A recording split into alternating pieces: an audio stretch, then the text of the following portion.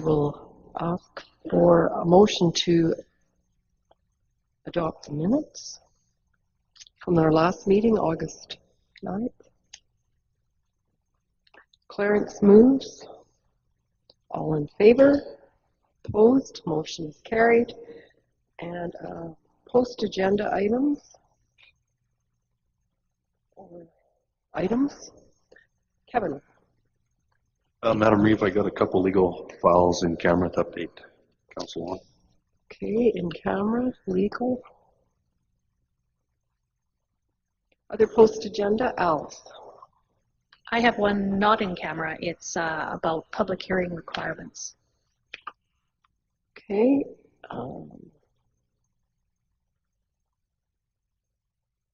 And we have taken off items 7.1 and 8.1 as well, Alice, correct? The public hearing. Yes, sorry, I thought I did that at the public hearing part, but I can do it right now. We need to remove public hearing number 7, 7.2, and 8.1. There was an issue with advertising for public hearing for this, and so we've moved it to the September 20th meeting. Thank you. There's never complaining when the agenda gets shorter. Anne-Marie. Oh, sorry about that. Can I have an in-camera land issue?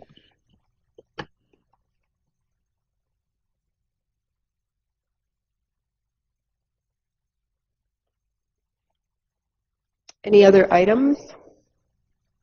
I just thought that we should also maybe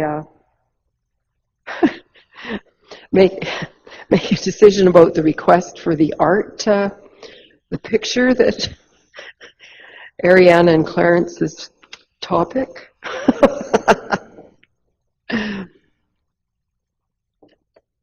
Just so they know what's going on. No, I know. I thoroughly enjoyed the back and forth. I was hoping for more. It's sad when it ended. Any other items that need to be added? If not, can we have a motion to approve the agenda? Anne-Marie moves. All in favor? Opposed? Motion is carried. And so we will do the the planning and development item 8.2, which I believe is the only item for planning and development today. Well, 8.3 is also too. And I think 8.4 as well. And 8.4. Not going to get away that lucky today. Yeah. Jump to an early conclusion. Great. The first one up for consideration today is Bylaw 1923-18. It's an amendment to the County of Newell Vulcan County Intermunicipal Development Plan. The current plan is Bylaw 1829-15. It was adopted in 2015. And again, what we're looking at is to do this amendment to have it be compliant with the legislative matters required in the updated MGA and the South Saskatchewan Regional Plan, or SSRP. So again, administrative staff worked with Vulcan County staff to prepare a series of amendments in which both parties are satisfied meet the intent of the legislation. So in a summary, the amendments address updates to population data, update section of the MGA specifically to deal with the changes in 631.1 and 2. We updated the section on the Majorville guidelines. At the time of adoption, they were not adopted by the province. They've since been received consent, I guess, so we wanted to reflect that. We did add clarification policy 4.2.1 on agriculture being primary use of land in the area. We were required to add a section on the natural environment. That's been a big push with both the SSRP and the MGA. And finally, we updated policies 4.1.6 and 5.3.3. Those specifics are in the bylaw itself. There's been a change from when this report was written. Vulcan County did provide first reading to this yesterday rather than today. Their meetings are on Wednesdays. And they've bumped their public hearing to October 3rd rather than October 10th. So they will be a little bit ahead of us with that. The idea is to have 2 separate public hearings as we have in the past, but trying to run them as close and concurrently as we can so that we're adopting the same bylaw at the same time. So again, if there's any questions, we're happy to answer them, but again, I recommend that we provide first reading to this. Any questions? A motion to provide first reading then. Wayne moves. Discussion. All in favor? Opposed? Motion is carried. Thank you. Moving on. Great. The second one is Bylaw 1924-18. So again, this is a rezone from agriculture to small holdings. It's a portion, it's all of Lot 1, Plan 901090, and a portion of Block 4, Plan 9611035, all within the east half of 291914. Again, it's in Division 10, just along the Dutchess Highway, so just north of the city. So again, the purpose of the application is to redesignate approximately 56 acres of land from an existing to create a parcel of that size, from the agricultural district to small holdings in order to accommodate the future subdivision of agricultural land to be sold and consolidated with an existing 2.33 acre title. So on your map, you can see there's a small parcel in the top right-hand corner, yes, of the hatched parcel, so that one that you were looking at. The idea is to expand that parcel back to the property line, which would create about a 56-acre parcel. So again, the only district we have within our land use bylaw to accommodate the sort of larger agricultural parcel is the small holdings district. But again, that one limits us to 7 to 40 acres. So again, this will be a discretionary decision on behalf of council on whether or not, at this particular case, if it makes sense to enlarge the parcel to the property lines, it could be cut back to the 40 acres. But again, you then have kind of a strange strip at the far west side of this that would again be with the parent parcels. So again, I thought it was worth having council take a look at this and look to see if it made sense. So again, I'm recommending approval and then getting it into the public consultation process. The other option would be council could reduce it to the 40 acres or some sort of 40-acre parcel that we would then move forward with that. So 2 options, I guess. Mine is recommending approval as is. Questions? Anne-Marie? I like the way the new parcel is shaped, just straight lines. My question is about there's another house to the north. Now on your subdivision sketch you have a house with a garage under construction. I guess that was just moved in today or yesterday. Then you go north, you have a shop. And then north of the shop there's a house. And so is that in block 1? Can I assume that's in block 1, or did you forget to put it on the sketch? I'm looking at the sketch on page 32. Is that in your agenda package, which is the one from Mr. Christensen? And what we have is definitely a house with a shop that's still going to be on the residual part of block 4. And then the original parcel that is the block 1, that will be consolidated with this new piece once it's subdivided. So is there another piece that I'm not aware of? Is that it? Yeah, there is another house north of the shop. The homestead, the original house.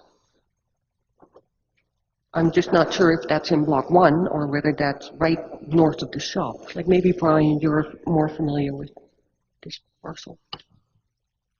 Yeah, Madam Reeve, this is Anne-Marie's right. So that used to be a dairy farm there, and where you see block 1 at the top before that access road, like right at towards the top of the sketch, there's the original house that actually Nora Young lived in is there.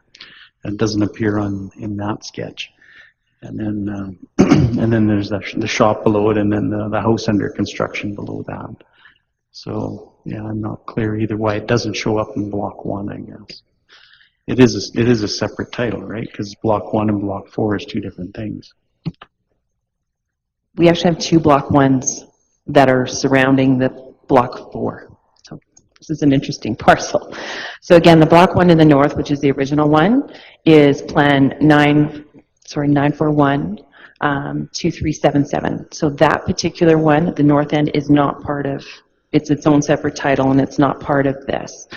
Block 4 is all the residuals. So if you go to the south a bit, that particular shop is going to be on the residual parcel. That'll be the remainder of Block 4. So that's the larger 164-acre odd-shaped parcel is going to then just be reduced by that about 40-some acres to add to, or 46 acres at the south end. So we're really dealing with just the south end of the parcel. Everything in between the two already subdivided parcels just remains with Block 4. Okay. Thank you. Other questions? Motion? Ellen? Oh, Brian? Okay, Brian. Put your name to that one.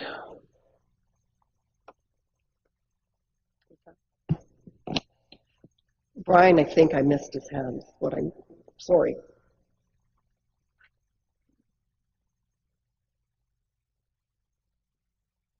Further discussion on the motion? All in favor? Opposed? Motion is carried. Item 8.4. Great. This is the last one. So you guys take a month off and see what happens. So this is 1925-18. So again, this is a rezoning application from rural industrial to fringe. It lies within the intermunicipal development plan boundary with the city of Brooks. So it's just along Silver Sage, just directly east of the existing Martin Industrial. So again, the parcel in question is a full quarter section, the northeast of 24-18-15. Again, what they wish to do is take out the existing yard site. As it's currently zoned industrial, we don't allow residential uses in industrial. So again, the best thing to do is we wouldn't turn it back to agriculture because it's within the intermunicipal development plan boundary. It would go to fringe. Fringe would accommodate the removal of that acreage at this time. So again, consideration of first reading to, I guess, downzone it from industrial to fringe to allow the subdivision to occur. Any questions? Anne-Marie? Why do we have to rezone the whole quarter? If we do the subdivision and that part only will change to residential, wouldn't that be easier? In my mind, again, it's in the fact that there's no development on it and there's no industrial development currently, that in order to suggest it's a farmstead separation, I would recommend that the entire thing be rezoned and downzoned, because I'm not sure it's most appropriate to have one single fringe parcel being taken out to be surrounded by industrial on both sides. I'm not sure that that would be the most appropriate. So again, we've got residential to the north. So again, I'm not sure what the future of this quarter section might look like. I think that if the applicant wishes to take this farmstead out, it should be coming out of a agricultural quarter section to meet the policies in the fringe. So that's why I'm recommending, and in discussions with him, recommended that it be completely all turned back to fringe. You may agree or not agree, and I'm looking that that may not be the agreement, but that's my recommendation. There is no area structure plan on this that would support any future industrial development. If it was to come in, we have a great deal of higher standards than we did than when this was rezoned prior to probably even me being here, so 11 or 12 years ago. So again, I would recommend that if we're going to do any development here, we should be looking at it from a zero starting point again, which would be back to fringe. Clarence, did you have a question? Well, it kind of amazed me that we have a rural industrial quarter section and we have a house on it. We have a yard on it. How does that happen? Council of the day determined that that was the appropriate thing to do. So again, right now the house is non-conforming, so there would be no ability to add to it, change it, because it's industrial. So the idea is that the yard site would be wiped out and that there would be an industrial development on top of it. So again, that's where the applicant has now changed their mind and they wish to take the home out. Well, then you need to turn it back to the previous zoning, which would allow it to happen and have a farmstead. Otherwise, I'd suggest then don't turn it back to fringe, keep it industrial and don't allow the subdivision. This will continue to be non-conforming and eventually the house will fall down and it'll switch over to industrial. Clarence? I'm not very familiar with this, but I had to drive by there today. And they advertised Luder Homes or something of that nature. And so then it would conform because then it's a residence that is part of the industrial. So there's a clause in rural industrial that says something about you have sleeping quarters there or whatever it is. I take that to be a house. So what does that mean? What does that mean in our rural industrial area? What we have is a security suite or surveillance suite in conjunction with an approved industrial use. So if someone needs security on site, we would allow those sleeping quarters, which are again limited to a certain size. It is not a full-blown 1,500 square foot yard site. So again, it's not really the same thing. So again, I guess you have to look at it to say this again is about use and what's an appropriate use in this location. So again, we have determined in our intermunicipal development plan that there is industrial development in this location, but it stops at Martin Industrial at this point. This was sort of the next quarter that would perhaps move over. Again, it's in my estimation probably not the best, had not been the best thought process back when it happened, as you have that line of residential acreages directly above this. So again, we've got this mix of residential and industrial, and instead of trying to separate uses, in the past we've tended to mix them together. And so what I'm suggesting is at this point, if there is a wish to create a yard site, a residential home that will be sold as a residence, it's not being sold as a business with a security suite with it. The idea is that it's being sold as a residence, then to me it should be an appropriate district in which we allow as a permitted use residences. We do not do that in industrial. The idea of industrial is to make sure there are no residences so that we don't have those land use conflicts. So tell me again why we wouldn't switch it back to agriculture? The parcel itself falls within the intermunicipal development plan with the City of Brooks. Every parcel that is not zoned for either another use, so industrial, commercial, whatever, is in fringe. So that's part of the requirements of that. So every parcel in our fringe district is pretty close to agriculture, but it does limit agriculture, and the idea that we'd like to see if there's going to be a big structure going in, whether or not it is in a road right of way, you know, is there investment going to be occurring that may again hinder urban growth in the future. So we don't have any agricultural zoning with any of the Brooks urban fringe. So in order to be compliant with the IDP, it has to be fringe. Anne-Marie? You still haven't quite convinced me, though, because if you talk about conflict in that area because there is residential, by changing it to fringe, you're allowing dwellings, you allow mobile homes. So you're kind of pushing it towards development and not industrial. And if you look at the map, with Martin subdivision already being there, it makes sense to keep that industrial. So there must be another way to accommodate that subdivision, because it's kind of isolated anyway, without rezoning the full quarter. Can't we just kind of be a little bit more, think outside the box a bit? Like, there must be a way to rezone just that parcel. And again, that's up to council if they choose to do that during the public hearing, and from the information they receive back, if you choose to cut back the zoning to that, you can. It would not be my recommendation as your planner to do that. But again, you're the ultimate decision makers on it. I would recommend that you not do that at first reading. I think that you should put the application forward as it's been applied for. And if there's any discussions, and we can have Mr. Martin come and speak to what his preference would be, if that would be what he wishes to do. My understanding, it's been tentatively sold, and the people that are there are going to be using it for agriculture and not for industrial.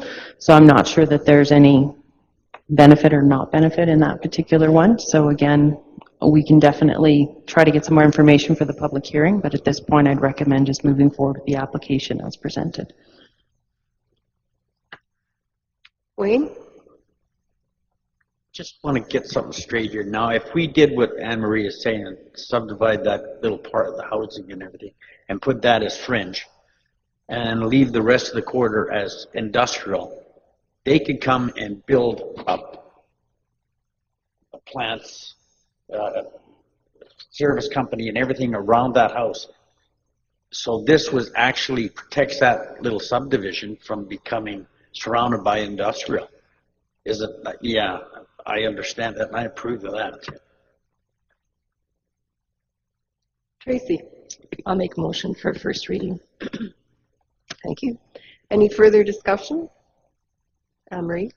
One more thing in response to Wayne. If you change the zoning, you will allow houses there. So you're going to have houses next to the Martin subdivision, industrial subdivision then too. Diane? To be clear, we allow one, if we were to create this parcel without a subdivision and fringe, it would be one house, which would be the exact situation that's currently there. If you subdivide that, there'd be one additional house that would be allowed on the parcel, because every parcel that's either fringe or ag or a residential district's allowed one dwelling, unless you then allow two as part of it. But it's not that you can do acreage development on it. It's really a holding district, an agricultural holding district that is within close proximity to urban development, that are subject to the policies found in your intermunicipal development plans. And each one that you have with your urbans are different. And again, around Bassano, for example, we have a fringe area, and then we've got a larger area that is a referral district, but that is ag, but that's specific to that particular one. In Dutchess, we have everything within that district is zone fringe, so very similar to what we have in Brooks. So again, everything's a little bit different depending on your negotiation, and yes, there would be the ability for one additional house with that zoning. All right. Anything else? We have a motion to proceed with, to provide first reading for this redesignation. All in favor? Opposed? The motion is carried. Thank you.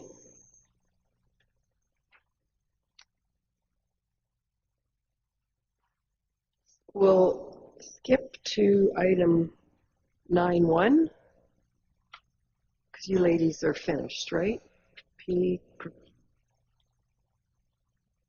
Oh, maybe an idea. That's a good idea. I wonder if it's this down this.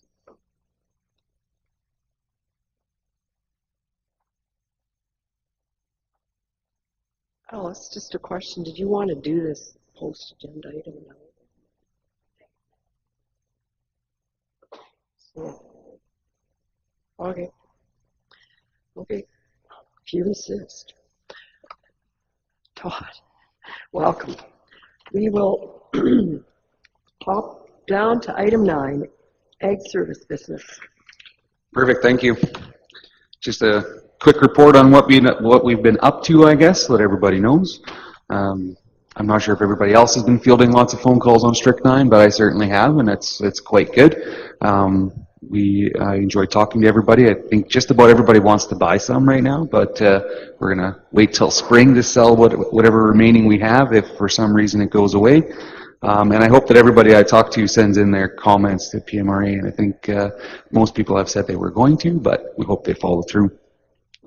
So I want to thank whoever went to the grasslands meeting and said that we should do some spraying for them, because we did do some spraying for them, so that was good. Spent a couple days out there just doing some glyphosate work, so just killing some of their parking lots and around the fence lines to get rid of some of that vegetation, make their lives easier, and then we're setting up a program for next year. So they had to put some money away in a budget, and we had to come up with a plan. So we're hoping to do similar to what we did with the city and kind of come up with a 3 to 5 year ideas so that then we can get back on track. Some of their sites haven't been maintained, the weeds haven't been maintained for a few years, so it's going to take some time. I think most of our seasonals are gone. We only got a few left, so it's that time of year where it's kind of the transition from summer to fall and fall to winter, so excited about that a little bit. The drills have started to go out again. That's great. We did some spraying for potato sellers, so doing some disinfecting work. We're out there killing some of the dandelions and excessive weeds in some of our hamlets. So Tilly, I think, today, and we did Rolling Hills the other day. Emerson had a relatively average year money-wise, but I think a good year weather-wise and bug-wise. We're kind of looking at why things weren't exactly what we wanted them to be at Emerson. We think some of the cell phone tower issues, we seem to see a dip in some of the occupancy rates, so that's not so great. But we do have some after-season campers, some larger groups and some small groups and some hunters. It's becoming quite popular for people to be down there, which is fine. It just takes a little bit more management on our side with no supervisors down there. So the roadside mowers, I think, are in Tilly as well. Some minor tractor issues kept one of them back, but otherwise they're all kind of moving together. We have one water truck that's kind of staying with the group just to make sure we don't light anything on fire, and if we do, we can extinguish it relatively quickly. So that's kind of what we've been trying to accomplish. We haven't obviously had to put out any fires, but so whether it's effective or not to have that truck out there, I don't know, but I think it certainly is good insurance. And then I guess just coming up, everybody knows we have the TD tree days. We're going to plant a whopping 160 trees at the Aqueduct Trout Pond. We're going to do it in a couple hours on September 22nd in the morning. So that's pretty exciting. If anybody is going to sign up, just do it through the TD Tree Days website, because you have to actually fill out a volunteer form. Municipal Services had a really good roadside shoulder pull year, so we're going to do all that seeding this fall. We obviously have to shut down all the water stuff at Emerson, do a little minor landscaping, some brush spraying coming up, and then we're going to kill a little bit of Phragmites at our original site here probably next week. Seems to be when the chemical works the best. And just an update on that, we thought there was only 2 plants. Turns out there was maybe 50 plants, but we're going to get them. So they were just on the outside of the original patches that we've controlled. So exciting times. Questions for Mr. Green? Kevin? Reeve, so Todd, we had a complaint from Mr. Jensen about weeds on the road. I don't know if Mark reiterated that to you or not, but I just thought he was wanting something done with your spraying. Yeah, absolutely, and I think that complaint comes from one of the shoulder pull roads, I believe.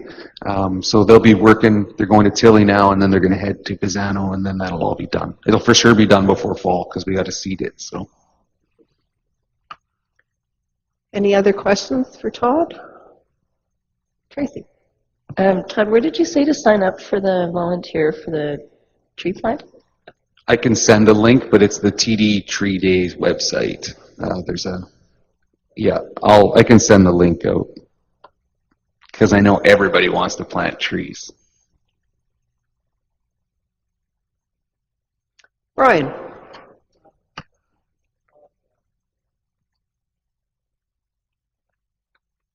Anyways, I guess voice activated, I guess.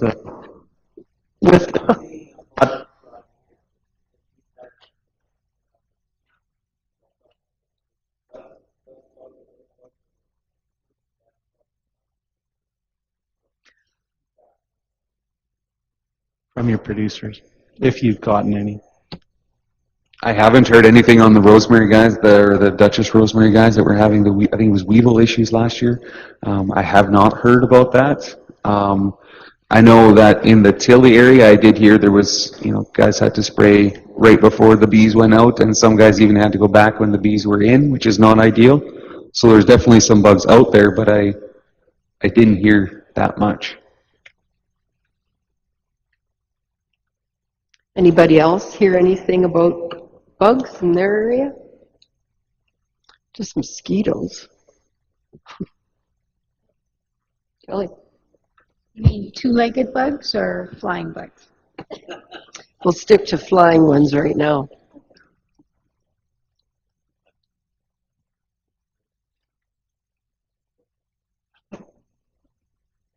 Brian, I don't know if you heard that or you're okay with your question and answer. Okay. Anything else for Todd? Hubie? Are they moving south of Tilly today? I don't follow it that well, but I know they're in the Tilly area. So they'll be... I had a resident stop me on the street this morning when I left town and said, go get it done. I said, we'll get it done. Yeah, it all just takes time, and we get there eventually, so. Okay, seeing nothing else, we're sort of out of sync here, Todd. Keep us away for an extra couple of weeks, and we forget everything. So now we're moving on, I guess, to the idea of the conference, right? The annual ASB fall thing. Yeah, so the MDA Foothills is hosting the October 16th South Region Conference. They have sent out that information that I included there. So I know it's at the Linwood Ranch, and I know it's on October 16th. That's all we know. Typically, in the past, we've had kind of two meetings. One would be the kind of conference where everybody's going through resolutions and kind of getting some learning in. And then, pardon me, there's usually a Ag Service Board committee meeting, which sometimes happen to be the night before. But this time, they're going to incorporate that into the agenda. So that's all I know. It is, I think, it's worthwhile for anybody that has October 16th available to attend. Resolutions are due to be in by, I think, next week, so that they can have them out to us to review by October 6th. It's a little tighter timelines this year because we bumped it up about 2 weeks. And by we, I mean the MDA Foothills. So I think October 16th would be a great day for anybody that wants to come.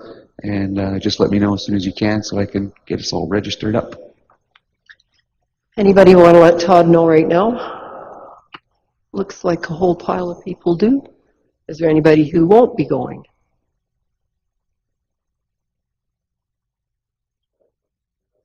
Brian?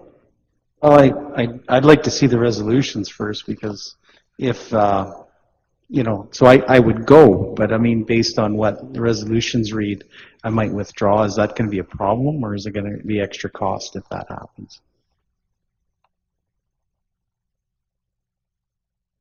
I guess it would probably be extra cost because we have to register before the resolutions come out. I can maybe work my magic. I don't know. Yeah, I just hate to go through the cost and then we find out, or I find out, that there's resolutions that I don't feel worth speaking towards. So that means you need to be there. It's not a big cost. What is? Typically, these ones are only $50. Typically in that range. But then I don't know what the Linwood Ranch, I think that's a pretty fancy place. Maybe it's going to be more than that. Yeah, I was thinking what would even be $50 for. Yeah. Well, maybe let Todd know if you're not planning to attend. Otherwise, in the next, when's the deadline, Todd? Sorry, it's 17th, I think. I probably didn't write it in there. Yeah. Okay. So that's fairly quick, it seems. Well, what I'll probably do is just register for 9 or 10 of us, and then if I can't, if we get full of council and I don't have to go, maybe that's okay. We'd never find Linwood Ranch without you, Todd, probably. Okay. Anything else for Todd? Thanks for all the hard work of the summer and the great crew that you sort of inspire to get out there. They always seem like they're having a good time and enjoying their work. So, it's government.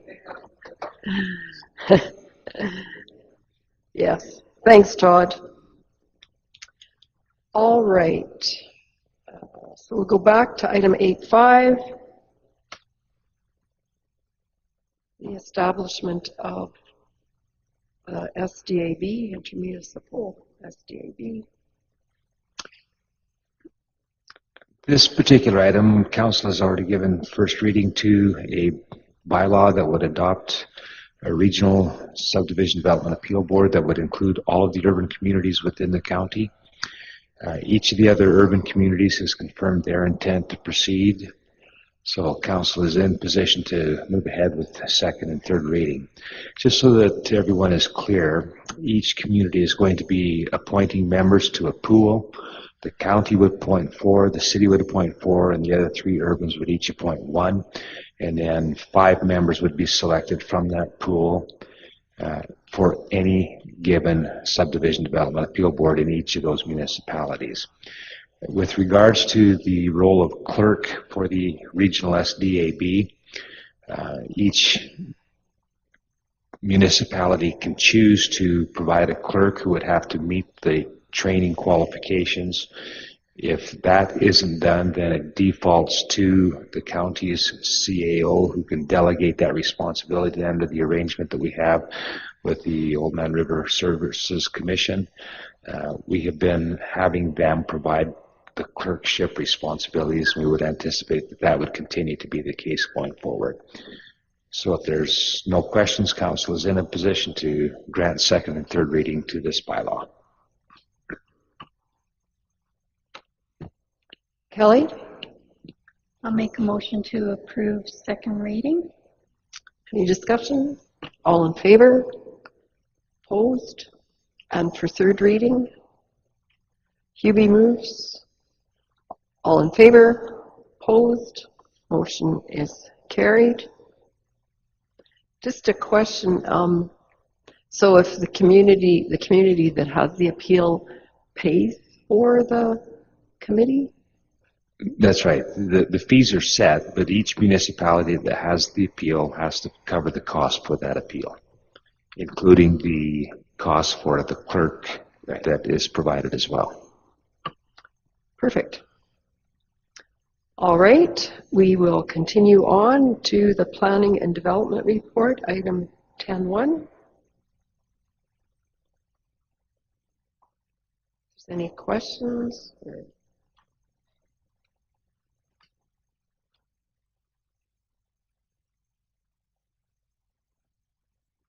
Alice, did you want to highlight anything?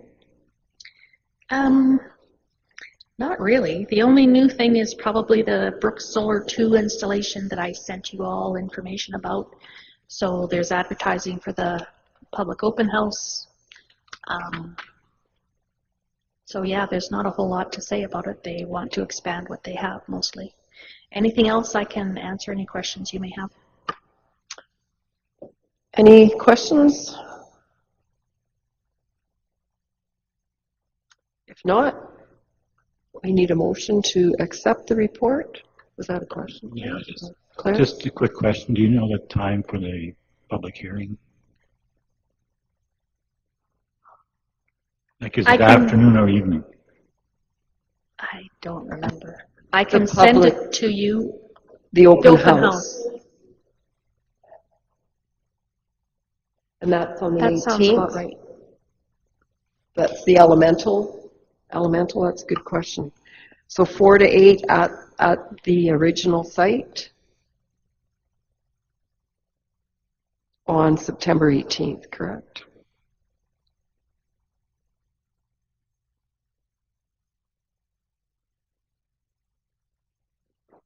it's going to become, well, it might become the only one that gets really going at this rate. Anne-Marie? Countess, you write in your report that you're going to work on an amendment to facilitate the museum. So how's that going, and what would be the amendment? We met with him last week. The amendment will be to the land use bylaw. We're looking at setting it up as a direct control district so that we can accommodate everything he already has there and then look at what he wants to add. And we would set up the district so that it allows him to expand it as this historical park idea. That way we can do a beginning and initiating permits very similar to what we did out in Scandia with the EID Historical Park, and say all of this is under this permit, here's the time frame, and then for the next phase, because he's thinking of a couple phases with this, then he would come in and show us this is what we're doing next, and here's the permit to allow all that. So we're trying to encompass the whole area with the permit and as a direct control district, because we thought that would help best facilitate that development. Other questions? All right, we need a motion to accept the planning and development report. Tracy moves.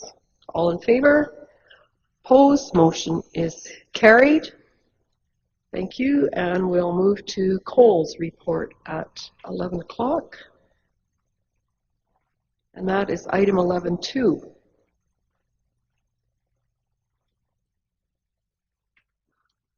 Good morning, Cole. Good morning, Reeve Douglas and councillors. So we are staring down the barrel of fall and winter. So we've got some things on the go in the next probably month to 6 weeks that we'll be fairly busy. Starting off in the Hamlet distribution systems, we plan on flushing Tilly and Lake Newell resorts distribution systems. We do that spring and fall, so that'll be done in the next 6 weeks. On the repair side, we did have a repair again in Rolling Hills on the infamous intersection of 2nd Avenue and 3rd Street a couple weeks ago. Found a valve leaking there, so they had to dig it up again and find it and repair it. So that was unfortunate, since they had just dug it up a few weeks prior to that to make sure that that intersection everything was good on it. So was it like a different valve? Yeah, so there's several valves in that intersection, and they just found after they kind of covered it up from the previous weeks that it started leaking out of one of the valves. So is that typical behavior when you have an open excavation to not? In that system, it's a little different in that the pipe material is a little different than other ones, but this one is a little old and it tends to move around a bit. It's all bedded in screened rock because of all the construction and repairs that have been done in the past. So, yeah, aside from totally redoing everything, I think it's as best as we can do for now. But it seems to be holding now. That's all I can say. How many weeks have gone by now? Yeah, 1.5. Clarence. Well, we had a special budget item for that, and I think I made a mention of the fact that I didn't want it dug up again, because it was, we dug it up, and we were supposed to get it dug up that we didn't have to do it again. And so I know you've explained it a little bit, but I mean, it's just, when can we make it permanent? That's a very good question. Aside from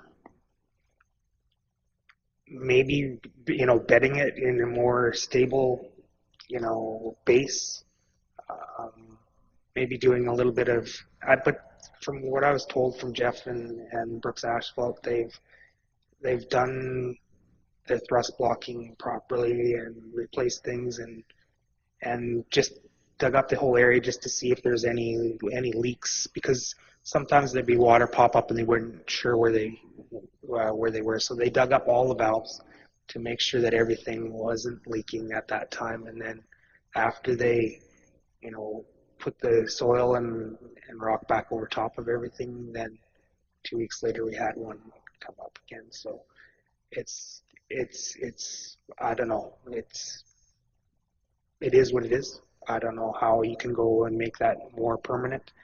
Other than the fact that every time they go down there, they make sure that everything's tightened up and they check everything that they do look at, and they're careful when they, backfill and everything like that. So they're assuming every time that they do it that it's going to be the last, but it's just that hasn't been the case.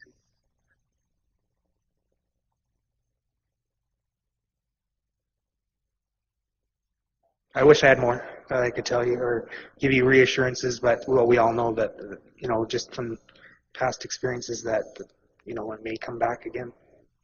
But it's like every time that they do it, they're hoping that this will be the last time. They're trying to do the best job that they can. So, just curious, if it required a complete different sort of approach, that would be a much bigger decision than the repair type. Yes, for sure. Stuff. Yeah. All right, carry on. I think we got to stop there. In the rural water area, we were called to investigate a possible leak near Bazzano by one of the Hutterite colonies. They stopped one of our operators and said that there's a wet spot close to our line that had been there for quite a while. So we investigated in that, and we actually got Brooks Asphalt out there to hydrovac down. And here it was a nearby homeowner's sewer line crossed one of the rural water lines, and it was actually the sewer line that was leaking and causing a problem. So it wasn't anything that we had to repair. Everything was looking good on our end, kind of thing. So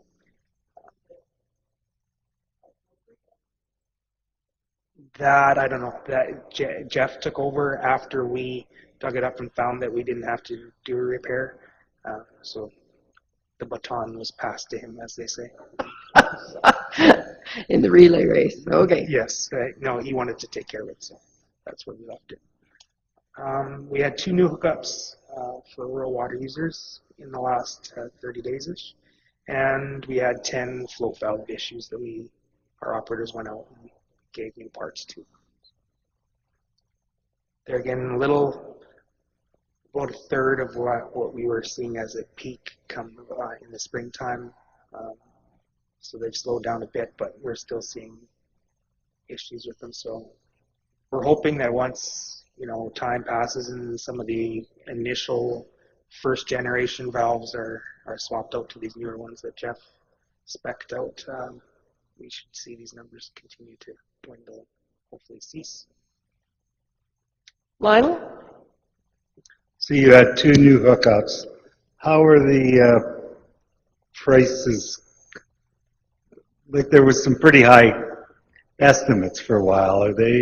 Is it still about the same, or has that changed at all? I'm not too sure. Like, for the work that we do on it, I'm not involved in any pricing or anything like that. So we're just going out once they've come to the county and request to be hooked up. So it could be someone that was on board with the program in the early stages but just chose not to hook up until now, or it could be somebody that's jumped on after the subsidies part. So I'm not aware of that part of it. Al? Now these new valves, flow valves, whatever you call them, do they stand up better than the old ones? I believe that Jeff has specifically picked them and talked with the manufacturers with them that these ones should be a little bit more durable and that they should alleviate any issues that going forward. But there again, there's some onus on the owners that they should be taking a look at them in their situation. Because the reason we were seeing a lot of them in the spring was Jeff and I kind of figured that some people aren't taking the precautions that they need to as far as their cisterns icing up in the wintertime, especially last winter, long, cold winter. They may not have seen icing conditions in their cistern in the years previous, but because it was a little worse last year, that it might have been a new thing for them. So we're seeing more issues come springtime. So definitely the homeowner needs to be aware of they have a water system now that they need to take care of. They can't just install and forget kind of thing. So, but on the flip side of it, there is a different Generation 2 style valve. So we're hoping together with public awareness and these valves that we should see those numbers go down as far as trouble issues and malfunctioning faults. Thank you. Any other questions for Cole? Brian? Just with the hot weather, your last report, we came very close to setting a record. I think you were just 60 cubes under whatever it was. And what was August like as far as production through the plant? And overall numbers, we were above about average for an August, for a hot August, but we didn't set any records or anything like that. We had that one day that was 39 degrees. We set a temperature record, but we did fall short of our all-time peak production for that one day. For whatever reason, the city of Brooks has a reservoir that kind of plays into it too. So if that's full and we're providing water out of that, sometimes that takes a little pressure off the plant. And so if that was full and pumping out, then that our peak day might not have happened on that day due to the fact that we had extra storage and extra water available. So sometimes they won't correlate exactly. Hottest day equals our peak, our highest day in production.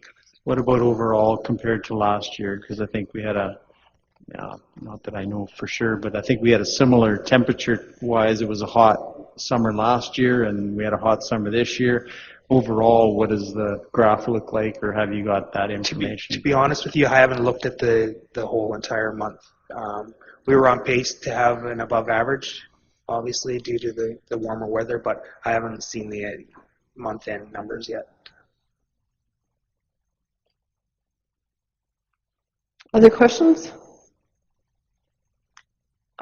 Just having sort of done a quick read through that Red Deer River information that they're asking us for, and a big talk about source water.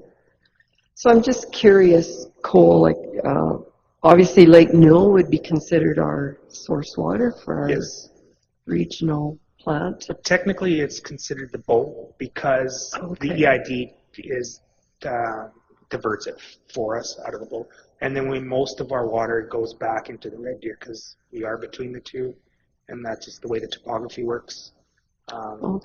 So yeah, we're taking it and diverting it out of the bowl via the EID system and putting it back into the Red Deer for the most part via the EID system as well. And that's why when I'll kind of touch on that with the next part of my report and the wastewater collection end of it. We have some lagoon discharges coming up, and that's why we normally have to wait until after the Thanksgiving long weekend to discharge some of these lagoons, because that's when the EID shuts off to their users. Usually it's that weekend, and then we can discharge into those same canals, and then it'll get back to the Red Deer River. So. All right. Anything else? Yeah, so I'll continue on. We are making preparations for the remaining 3 wastewater lagoons to be discharged.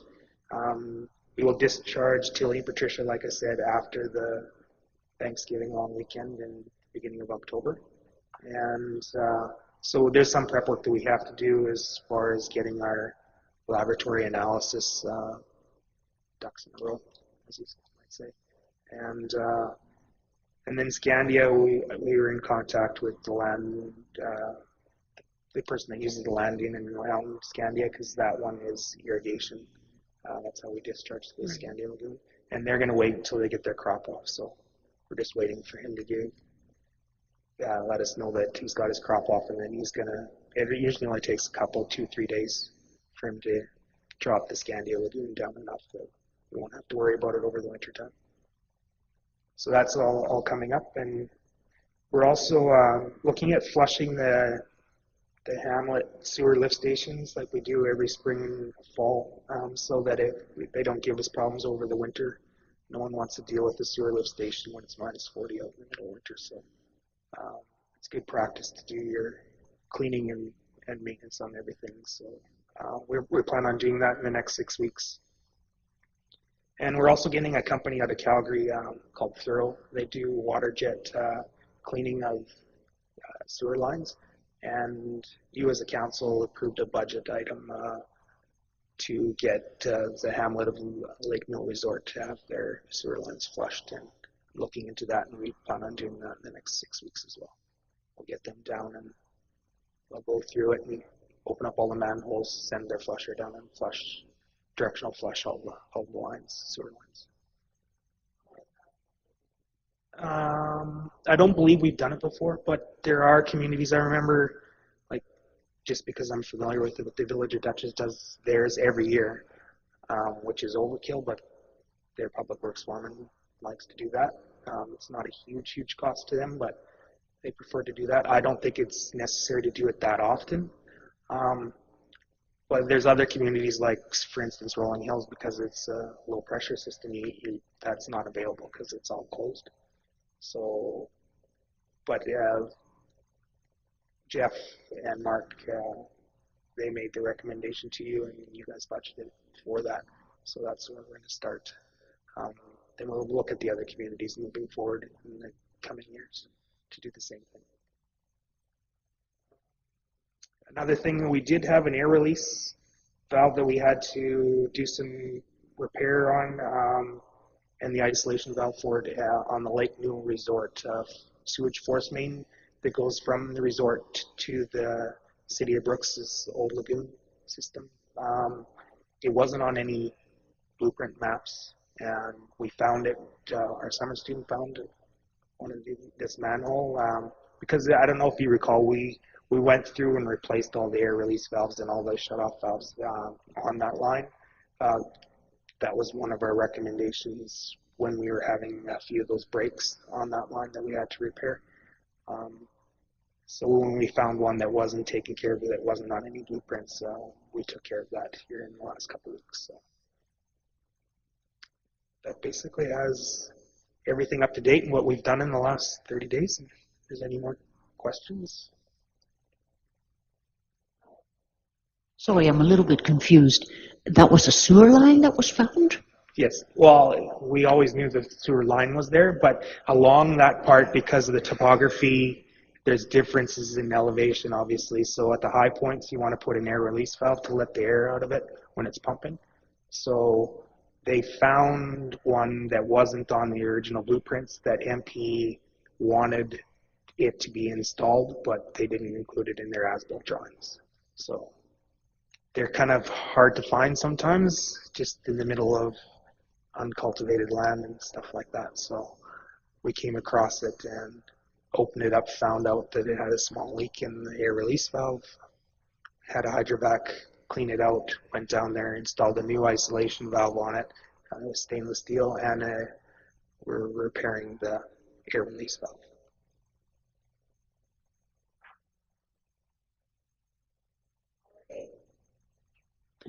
No other questions for Cole? No? Oh, Clarence. No questions, just make everyone aware that if you want to hear more of this good stuff, we have our annual meeting on September the 18th at 7 o'clock. Okay.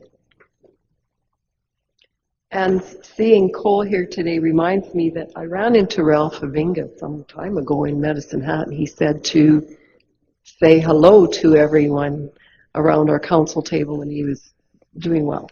So I forgot to do that. Oh, is he not doing well? Ralph has had a bit of a problem. He was in Calgary Hospital up until last week, I think. So, yeah, as far as I know, he's all on the up and up again. Oh, good. It was Had a probably little bit of a May. reoccurrence. It was in the brain, so it was pretty. Oh my goodness, no, that was obviously before. Yeah. Anyhow, he's always happy to talk about the County Newell and what was accomplished here, so hopefully he stays healthy. Thank you, Cole. You're welcome. Have a good rest of September. It's flying by. All right. Moving on, or moving back to item 10.2, RFP from Joint Services Committee. Kevin. Thanks, Madam Reeve. So Joint Services not having a meeting in August kind of threw a loop into things. So Kevin Miller was handling the RFP process on behalf of Joint Services for our planning documents for the region, and of course his plans changed. He moved on, so Lane took over, got the RFP out, and we got 5 proposals back. Orsk had sent a letter which was circulated to council where they would offer the services as capacity was available. If the county was interested in that, they weren't going to submit under the RFP due to additional costs and not being fair to their membership.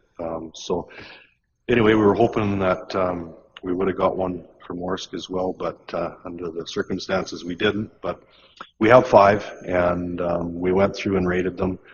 I spoke to all the municipalities. Lane and I had a conference call with Cypress and Special Areas.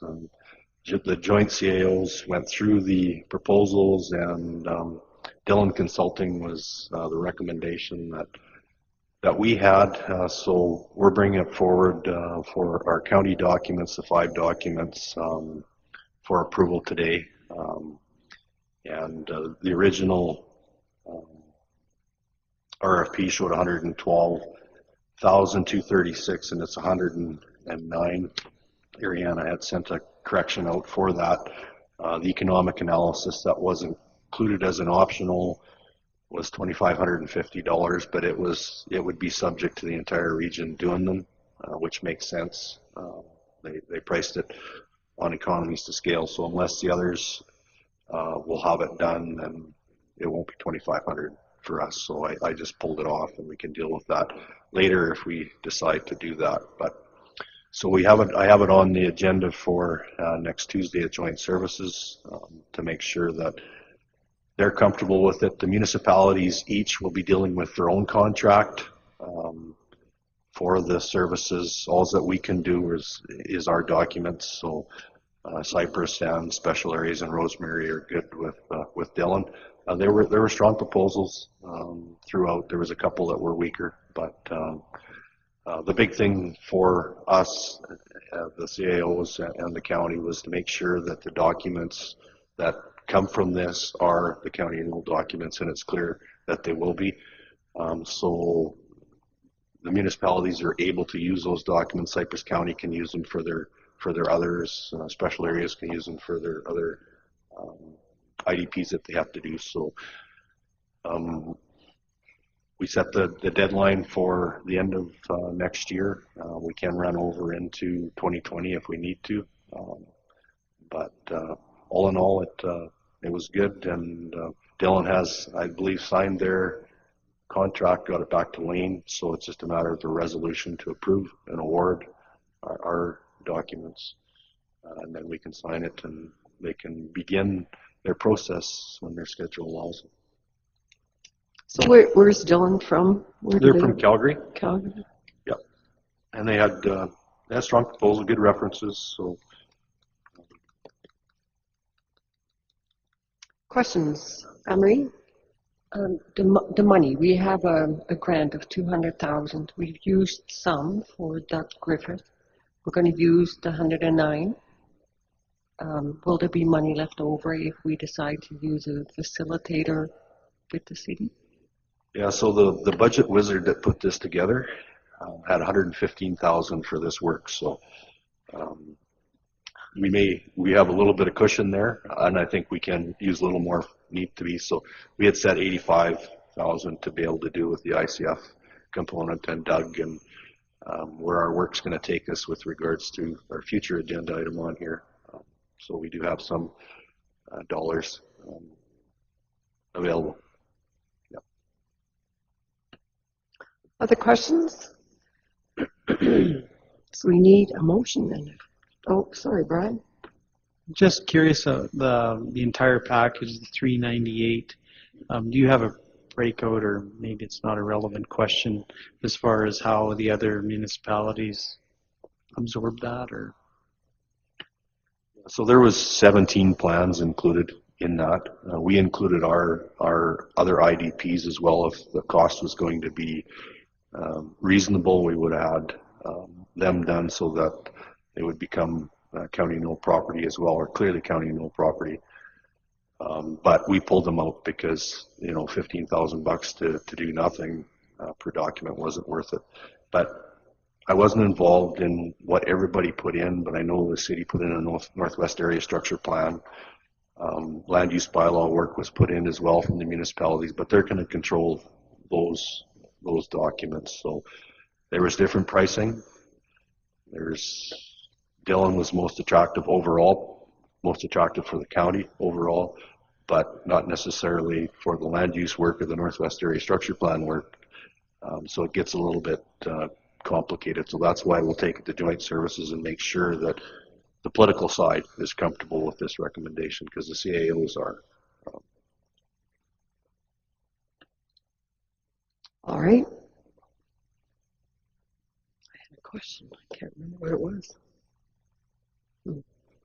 Oh, you referenced a comment about economic stuff, so like economic development type.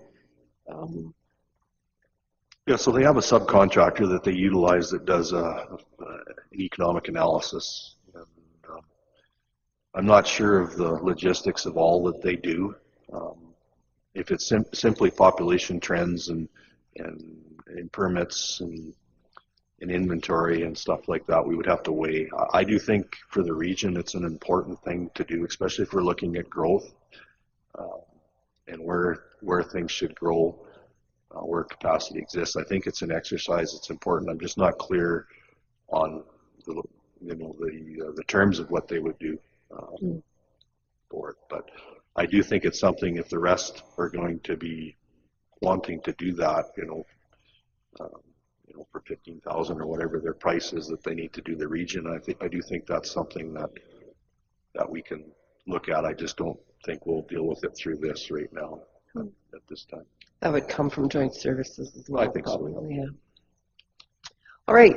So Brian, prepared to move the motion that you have in front of you. Any further discussion on it? All in favor? Opposed? Motion is carried. Go on to item 10.3. This particular agenda item, there's some history that's laid out for council. It's not a new matter that we haven't dealt with before, but it is one that I guess we would all benefit from someone around the table, if there is anyone here that is able to read the tea leaves and tell us which direction markets are going to be going in the future.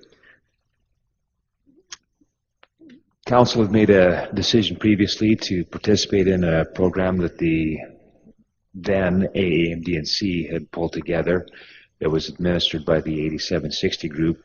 Basically what they were doing was aggregating all of the energy requirements for organizations that wanted to participate in the program. The bottom line is we locked in and received very competitive rates at that time. After that, what actually happened was almost contrary to the market projections, and rates went down, and if we had left the rates to float with the market, we would have benefited from reduced prices during the period that we have locked in for. The rates are certainly almost at par right now at what we have locked in at, and the question is being asked whether or not we want to look at extending again. If we do, the decision would not take effect until after the current contract runs out, which is the end of 2020. So I'm not sure just where to go on this, where to recommend.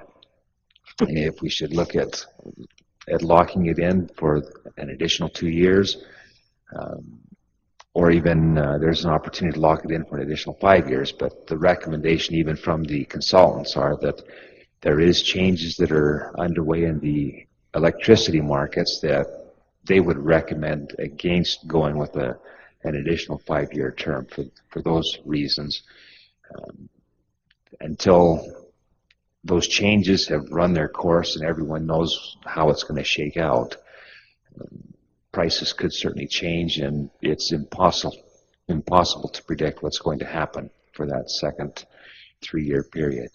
So I don't know what council's thoughts are on this. If you have a comfort level in going ahead with participating in this next round, if you would like to sit back and wait, there is going to be additional rounds that will be offered again next year. So it's not like you have to make a decision right now. If we sit back and wait and the market goes up, chances are if you want to jump in later, you're going to be paying more. The one thing that we need to take into consideration, when we jumped on board, there were a number of community groups that also jumped on board at the same time with the county, and I think that those community groups look to the county for some direction on this as well. So whatever the decision is that we make, chances are they're going to choose to either go along with and would have the same result in that they may pay more, they may pay less. We just don't know. So what are your thoughts? I want to know who wrote the, or who read the 23-page document that was also attached to this. Oh, Lyle, you did? What do you figure, Lyle? Well, it's almost impossible to predict prices with any amount of accuracy. But I think if we show consistency in what we do, I think our average would be good. And so, in my opinion, I would suggest we go with a locked-in program again. And you're never that far out anyway when you do lock in, even if you are upside down on it a little bit. It's not a huge amount generally. So I'm a big fan of locking in, having the security and knowing where you're at. Brian and Wayne? Yeah, and I was going to say the same thing. I guess the part that I look at is what's the history when you look at what the prices have done over the last, when you take the 10-year history or the 20-year history, and if you can consistently say that we've been at the bottom end of that on average, then I think locking in makes a lot of sense, which I think is the case. And again, you know, when it comes to budgeting stuff, and you know, being on the Duchess Ag Society, who has participated in it, I think it's easier when you go into a budgeting type situation when you know you've got it locked in, and it's a little easier to be able to look into the future and say we can do this, rather than the uncertainty that existed prior to us doing it. So I think when you deal with organizations that are a little tighter in budget than perhaps they would like to be, having that ability to count on something as far as this goes is an advantage. But yeah, I don't argue that, you know, we would. I think on the electrical part, it's more attractive to lock it in, than the gas necessarily, because I'm not sure what gas is going to be. I think it's going to stay where it is. I don't think it's going to go up a whole bunch. Electricity, I actually think it's going to go up a bit. Wayne? I just want to echo what Lionel and Brian have said. I agree with that, locking it in, especially for the organizations that tie in with us. If there was a big fluctuation in the cost going up, they'd have a difficult time absorbing that. But if we have a locked-in price, they can set their budget for it, and they're safe. So I agree with locking it in.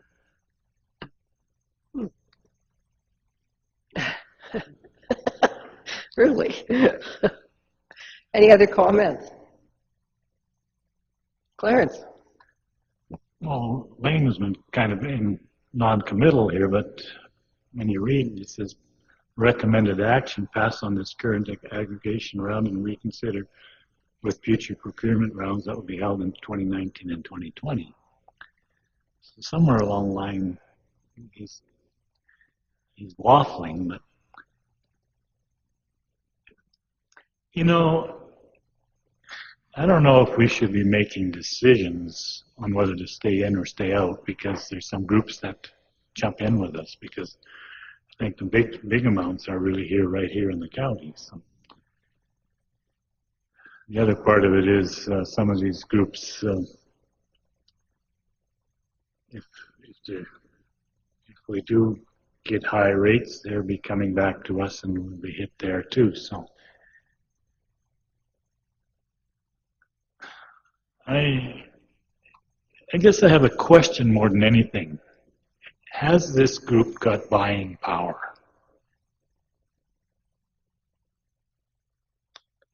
Their program has been really quite effective. There is one other organization that, well, AUMA has a similar program in place for the urban members.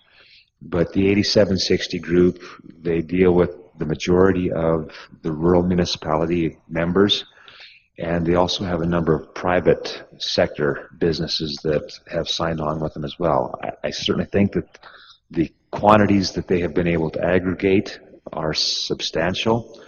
They had indicated how much the projected gas consumption was going to be under this next round, and it was huge. So yes, I think that they certainly have the ability to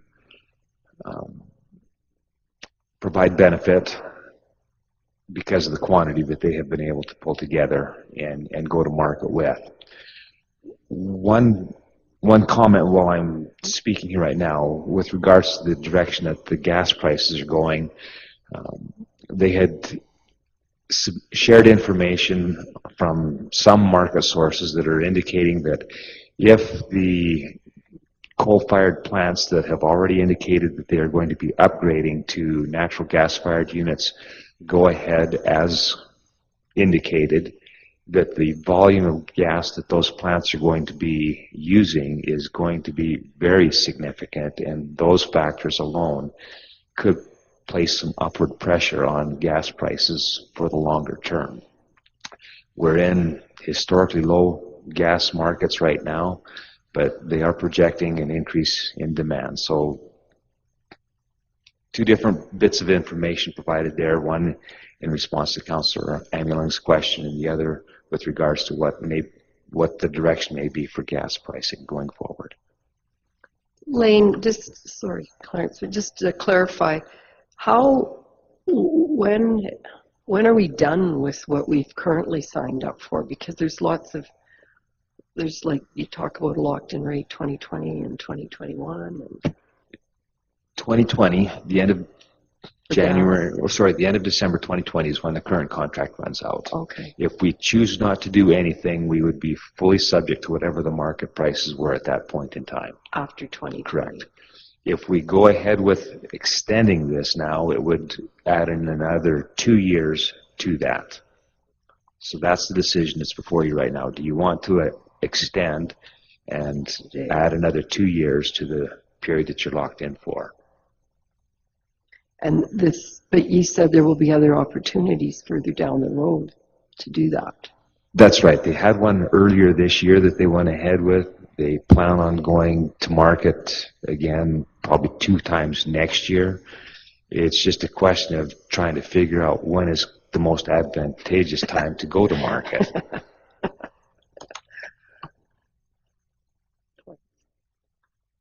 I'll be the first to admit I didn't read the 30 pages. So, is the carbon tax over and above it, everything? Yes. Yeah, that one is, you can't avoid that. Any other thoughts?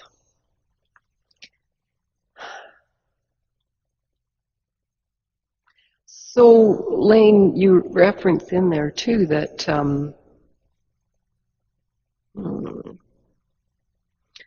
the uncertainty over the energy industry and the climate change strategy and the election in the spring. So, yeah, okay, it's basically a crapshoot. I guess what I'm saying, just what happened last week with the pipeline decision, the knee-jerk reaction from the province was that we were being pulled out of the climate change strategy at the federal government level. Whether that's going to continue or not, good question. That will certainly have an impact on what happens with the market price of electricity going forward. You have the potential for change of government. That could always happen, whether or not a new government is going to stick with the policies and programs that the current government has put into place. We've seen a change in government in Ontario, and what has happened there in a very short period of time is that they basically scrapped the programs that had been put in place and are moving in a completely different direction. So there's just so many different things that are up in the air, and it's a good question as to what the impact is going to be on events that you don't yet know are going to happen, or you can't predict.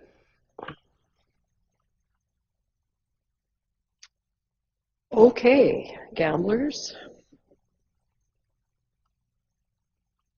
We have a recommended action, and I've heard also that some of you feel that you would like to do something differently. So I guess we need a motion, and then we'll see how it turns out.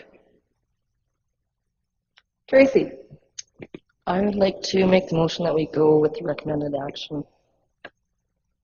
Okay. Any further discussion?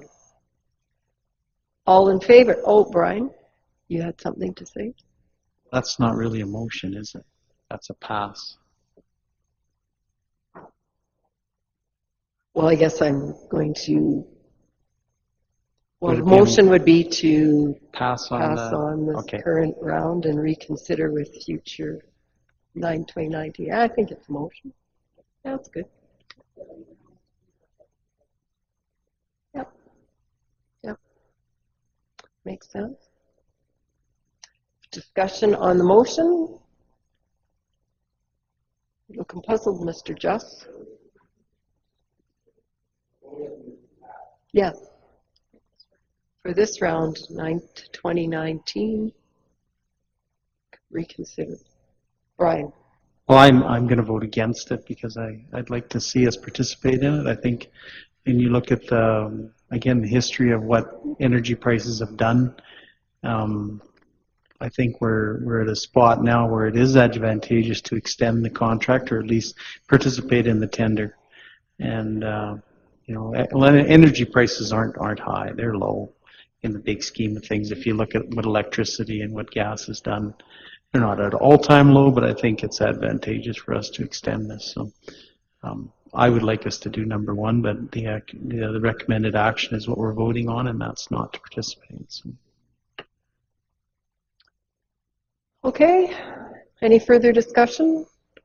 All in favor of the motion? Opposed? Okay, the motion is defeated, and so we need a a new motion, I guess. Unless we just default to staying where we are then. Brian? I'll move number 1, option 1, to approve a motion to participate in the 8760 group 2018 fall public tender. All right. Any discussion on that? Ellen? And with option number 1, do we still then, in the fall of 2018, have the chance to postpone it again? Or do we have to lock in at that point? No, if you choose to participate, you're going to be locked in at whatever the rates are that the tenders come in at. And it will run for 2021 and 2022. Extend it another year beyond what it is right now. 2 years. 2 years beyond what it is. It's already locked into 20, so this would lock it into 22. Okay, Kelly. Just add, yeah, these things are a gamble, but if we're going to do it, I would say now is the time to do it rather than a year from now. We're going to get better pricing now. My gut feeling is that prices are going to increase, as well as the interest rate. So that's just my prediction. So that's why I'm in favor of doing it now, if we truly feel that we are going to do this. So that's my vote. Okay. Any other comments? Well, we don't want to have a 5-5, and then we'll be really confused. So I think I'm switching sides. That could happen here, guys. And then we'd leave Lane to flip a coin. All right, all in favor of the motion? Opposed? Didn't have to worry. Motion is carried on this time around. Thanks, Lane, for keeping an interest in this stuff. All right, we'll carry on to item 10.5. 10.4, sorry. This agenda item is normally dealt with when council goes through the annual organizational meeting. There is a cursory review carried out at the same time of the compensation rates. This particular time, there has been a federal government budget decision that is going to impact the net earnings on council compensation. So I guess the question is council wanting us to look at making a change to the policy that would offset that impact? It would be a one-time decision, or are you wanting to basically open up the policy and go through a longer-term comprehensive review of the compensation rates? So that's really the issue before council at this time. If you wanted to just make the one-time adjustment that would offset the impact, that's fairly straightforward. It's just a question of determining what the percentage rate would be that would be applied to the base compensation. So, Lane, okay. So we'd only have to do it the once, because then it would fall into line after that, because we'd have the base established, right? That's right, unless the federal government makes another decision in the future. But this is in direct response to a decision that the federal government announced with the that will take effect January 1st, 2019. Okay.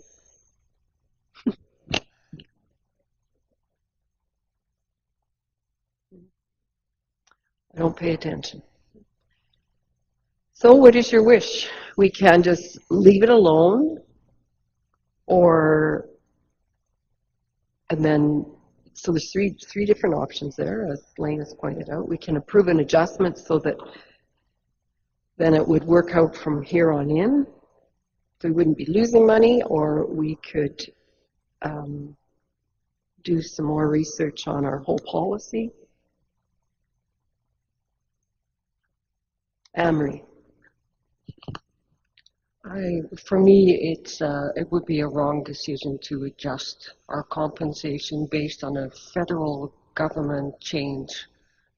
I don't think our municipal taxpayers have to pay us more money because there's a change in a federal tax.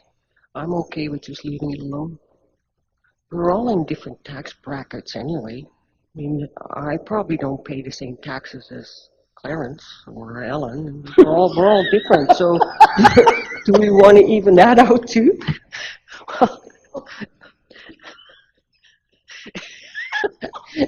It's always fun to talk about your own raising your own wages. Gotta love it. Anybody else have a feeling about it? Lionel. I also question a little bit that the residents of the county and Newell have to pick up our reduction based on a federal recommendation. There are many people, especially in the last number of years, that have had to take pay reductions. And I don't like being self-sacrificial, the same as the feds are, but it does happen. And so I'm with Anne-Marie on that. I don't think the residents of the county of Newell have to pick up that difference. Any other comments? Wayne? How much would this reduce compensation by? I don't You even know. would have to pay to come here, Wayne. Well, then I'll be missing a lot of meetings.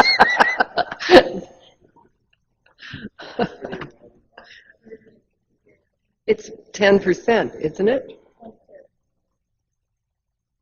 8 to 10% reduction. In your case, Wayne, it would be about $5,000.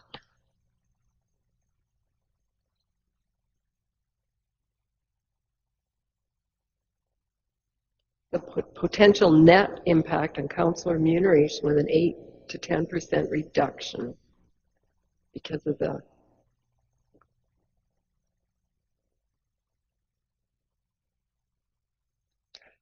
from the elimination of the allowance. just to do some quick simple math, if your elected official's remuneration was $36,000,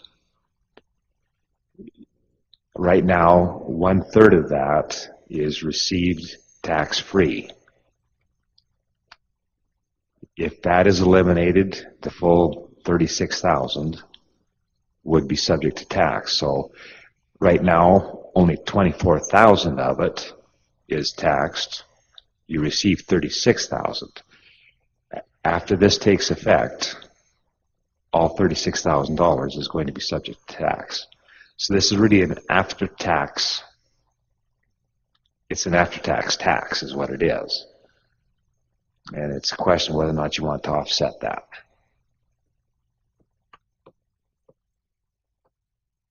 Leave her alone?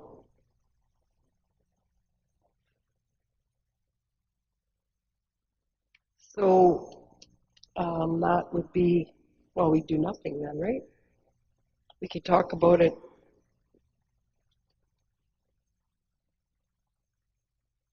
some other time, leave it alone forever. And I'm fine with leaving it alone. Ellen? Maybe I'm a little bit confused. Option number 2 says, summarize council's position on additional revisions. Would that, for example, could include phone expenses? That's right. It could include, option number 2 would basically be opening up the policy entirely and reviewing all of the rates that are charged. It's been a number of years since that's been done, but council has seemed to be comfortable with the policy as it has stood for a number of years, and it's just that is thrown in there in case there is a feeling that you want to take a look at the whole issue of compensation and expense recovery. Which we can do at any time. And normally we have done it in the fall, next month, or when we reorganize, but it's a policy that can be reviewed at any time. Lionel. Maybe we should send a letter to Ottawa. These things are ridiculous. The Reform Party did the same thing with their pensions. And then they found out that they made a mistake, and so they revised it, and they gave them all RRSPs to cover the difference. Now these guys, to get in, made this ridiculous proposal to punish anybody who runs for public office. At municipal level. Is it all It's elected? not federal? I believe it's all elected officials, federal and provincial. Yeah. Yeah. All right, Kelly. Question, does it also affect volunteers like the fire department and their, no? Okay, just elected. Politicians. Any problems with just leaving it alone for now, carrying on? Doesn't look like it, so let's just leave it alone. I don't know, do we need a motion if we're not going to do anything?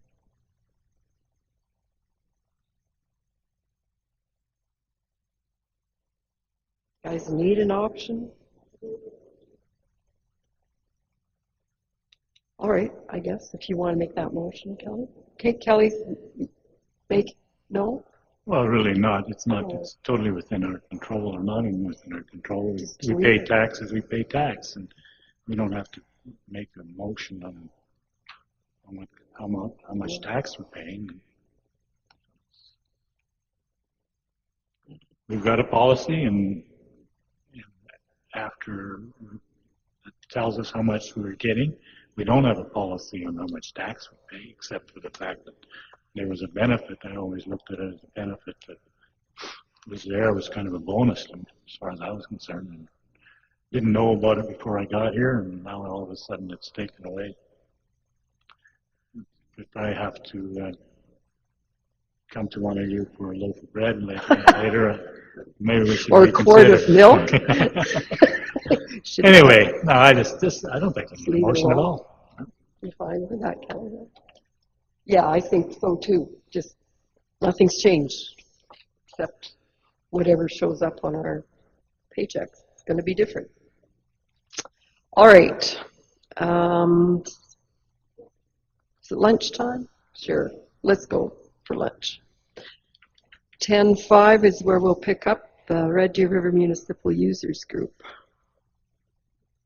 We may as well get going, and we are at item 10.5, the Red Deer River Municipal Users Group Source Water Protection Charter.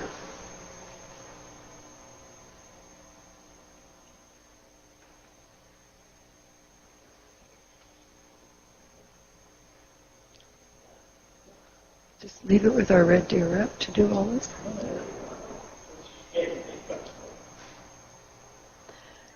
Anne-Marie, do you want to tell us anything about this? I have done this. I have filled it out and they have it. But the discussion was about having commitment from municipalities, and that's why they send it to all of us. I can tell you kind of what I did. And it's just what came up this morning with Cole, that the Bow River is our source water.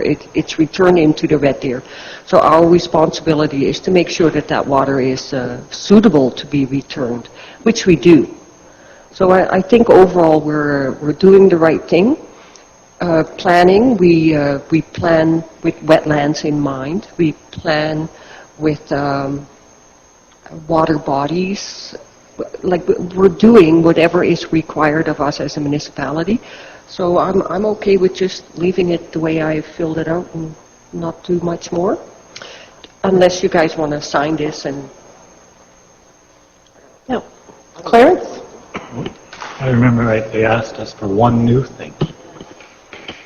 So we shouldn't, one new thing. We shouldn't put too much on there the first year. So next year we'll have a new thing.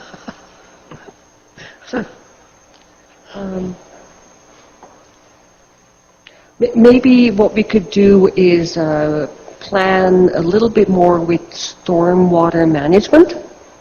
How's that? If you say a bit more, pay more attention to stormwater management. Is that a good one?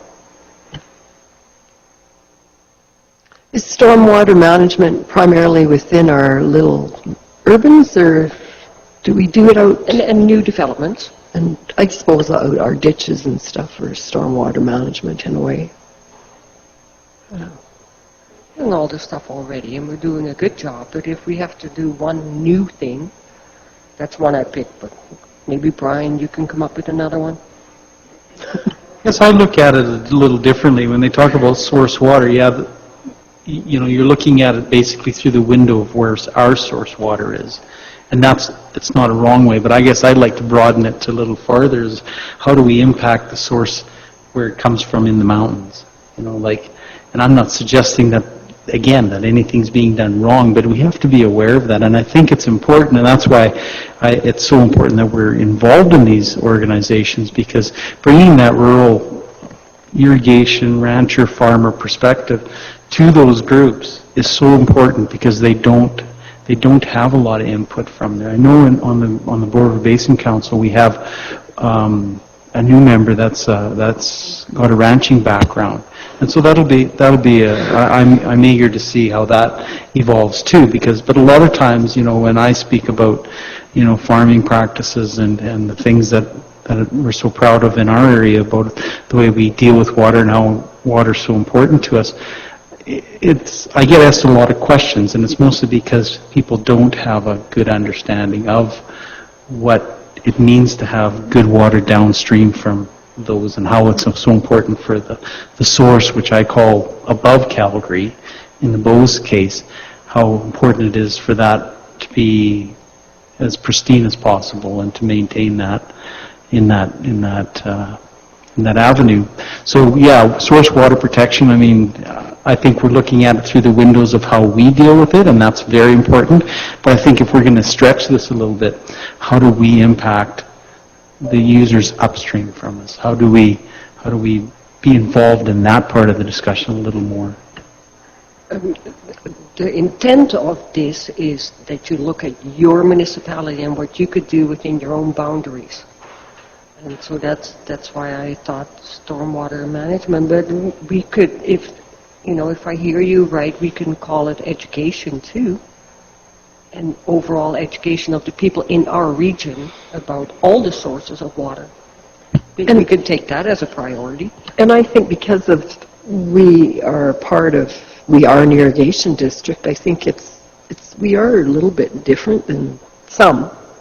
Southern Alberta is fairly similar, but yeah, I think education's a really good one too. Wayne, you were going to say something? Yeah, one problem I see in the area is manure management in all areas where there's high intensity feed operations, and I think education would be good, because there's a lot of times I've seen in the spring where we're putting brown water into the river, and this happens all the time. Mm-hmm. And if everybody followed the rules that the province brings forward, it wouldn't really be a problem. But a lot of guys don't. So I don't know if there's anything we could do to educate them, to try to promote them to do a better job of what they're doing. Certainly new feedlots have many more rules. Those are just grandfathered items, aren't they? And that's where people built. It's perfect. Built to get rid of the... We're having, speaking of rules, the Hutterick colony beside of Springview has started to put up their their covered feedlot thing, and it's quite the build that they're working on. Just quite amazing to me, the size of it and all the rules and all the things that have to be followed for that. Speaking of those things, Wayne.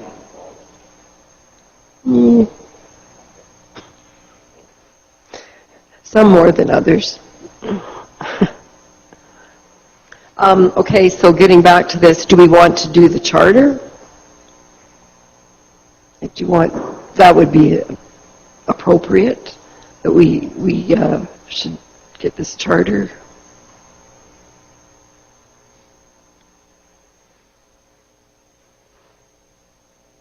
We can, where's Sandra? Geez, just when we need her, eh? She's not here. I was going to say we could arrange a media release.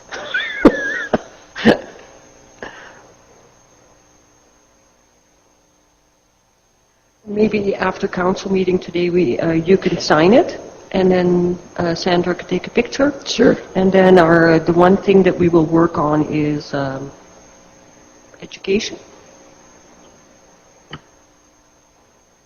So we have to sign this thing with, there's all these blanks here, 3 things. Is that what you were referring to, Clarence? That we're committing to doing something by August 2020. So that's where we put the education and stormwater.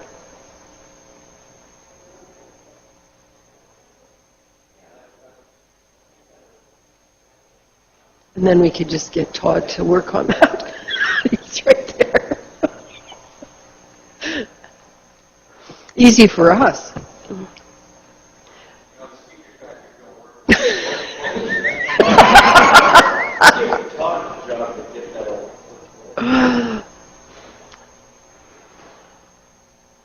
Okay, so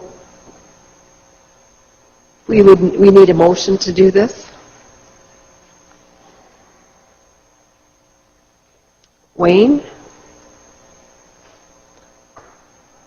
So this would be trying to put together a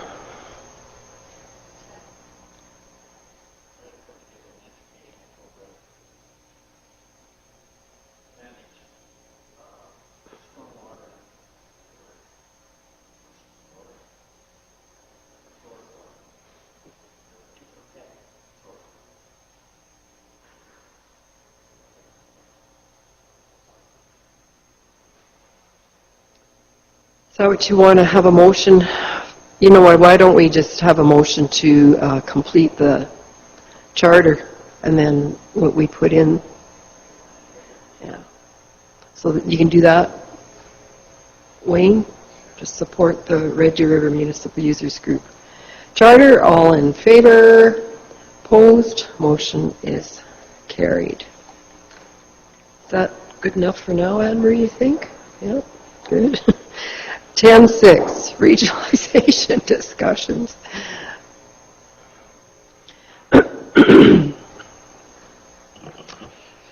This is kind of an exciting agenda item to be dealing with.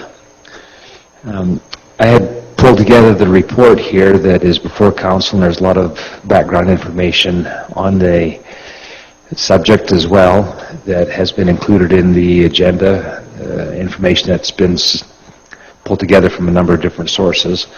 But I think that Kevin would probably be the best one to be speaking to this issue on behalf of the administrative function, and I think I'm just going to default to Kevin on this one. Sounds allowable. No comment. No, it's exciting. I think that the region is looking at this seriously. I made a decision to look at it before the next municipal election, which I think is really positive and proactive, and actually leading the way. I'm not sure Flagstaff by scene was working on it, but I think it's quieted down there for some reason. But and it's interesting that, you know, Mr.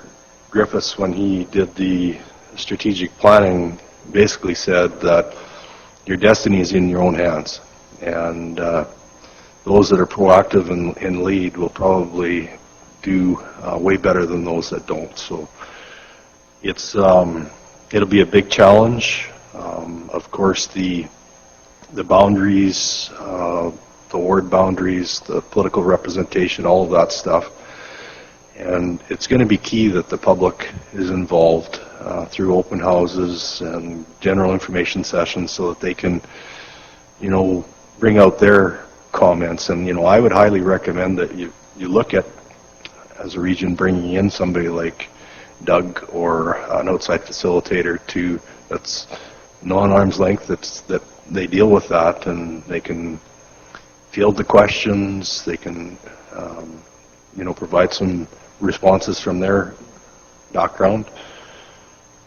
But I do think that it needs to get out to the public. There's a lot of fears, like Doug said, with anything of change that people will have, and they need to feel comfortable to get through them. So you know, when I look at the expenses of the region, you know, over $60 million, and 15% of that is administration and legislative, and you know, there's a way to be able to do it so that it doesn't impact staffing in grade levels. And we all know that there is going to be some impacts to some degree, but there's you look at the money that the counties put out to the municipalities and the partnerships, you know, over $40 million in a 10 or 11 year window, and there's just so many ways to do things more efficient, and at the end of the day, it's the ratepayer that'll benefit, right? You look at Wood Buffalo, they have urbanized mill rates and they have rural service level mill rates. So they deal with their tax policy.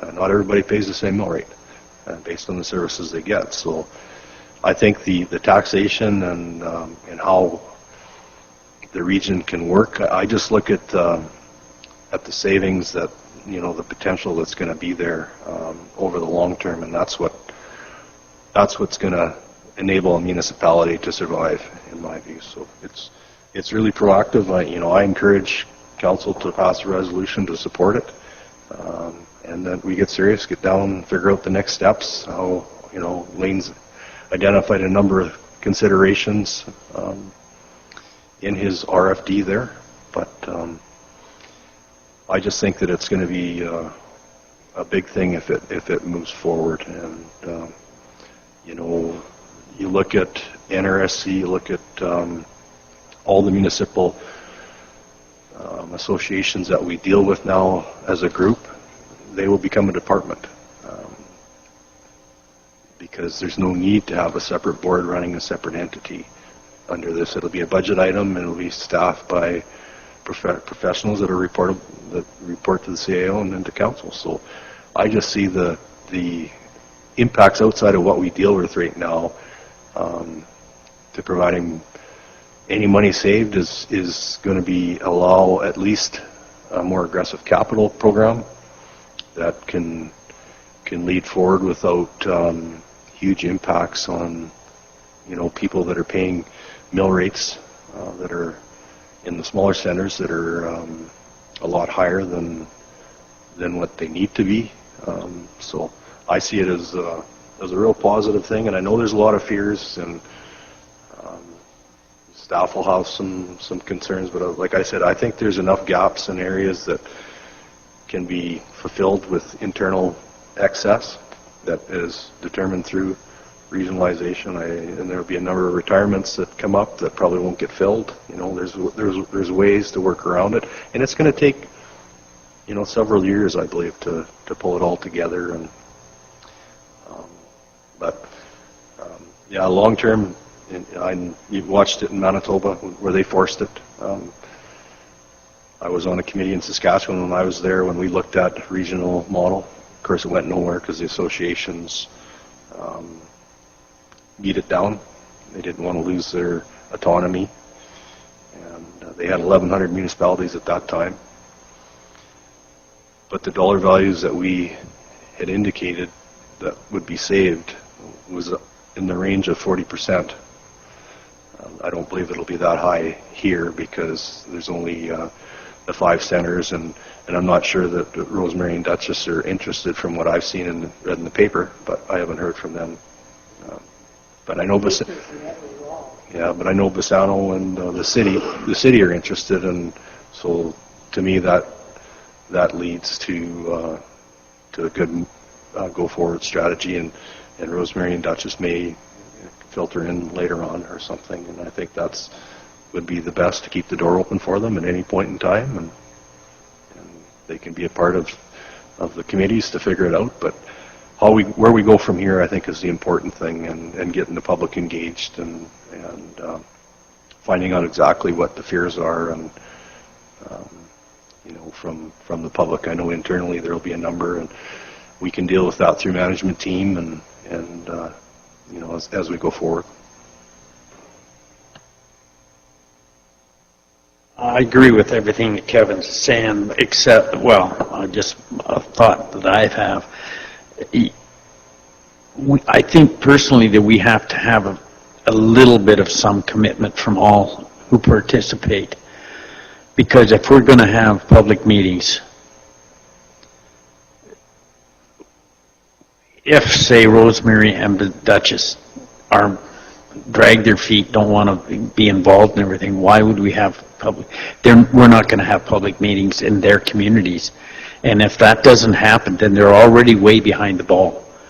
So I think we have to have some commitment from participants to proceed to the public meetings. And I think that is key to start off right off the bat, is to get the public's opinion. But we also have to have a commitment from the other municipalities that they want to go there. Brooks has made the commitment. We've made the commitment. I think we have to talk to the other communities and say, you've got to have this commitment to at least go this far. And then we go so far with the public meetings, discuss, are you still in? If you're not, then back off. I don't want to leave that door open forever, because it'll always be open, but it'll be on our terms if we keep going further and further. These communities that do not want to participate or want to stand back and watch what's going on, they must realize that they will not have any input in some of this if they do not get into this right and keep up. And that's my opinion.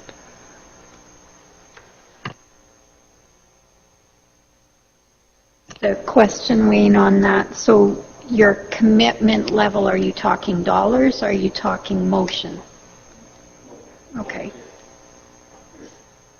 Yep. I just wanted clarification on that. Thank you. There would have to be a commitment of some dollars, because this is going to cost money to put on these public meetings and stuff like this, and I'm getting tired of the county picking up the bill all the time. No, they're going to have to, if they want to be involved, and I'm not saying they're going to be involved financially as much as us, but they have to show some commitment. That's my opinion anyways.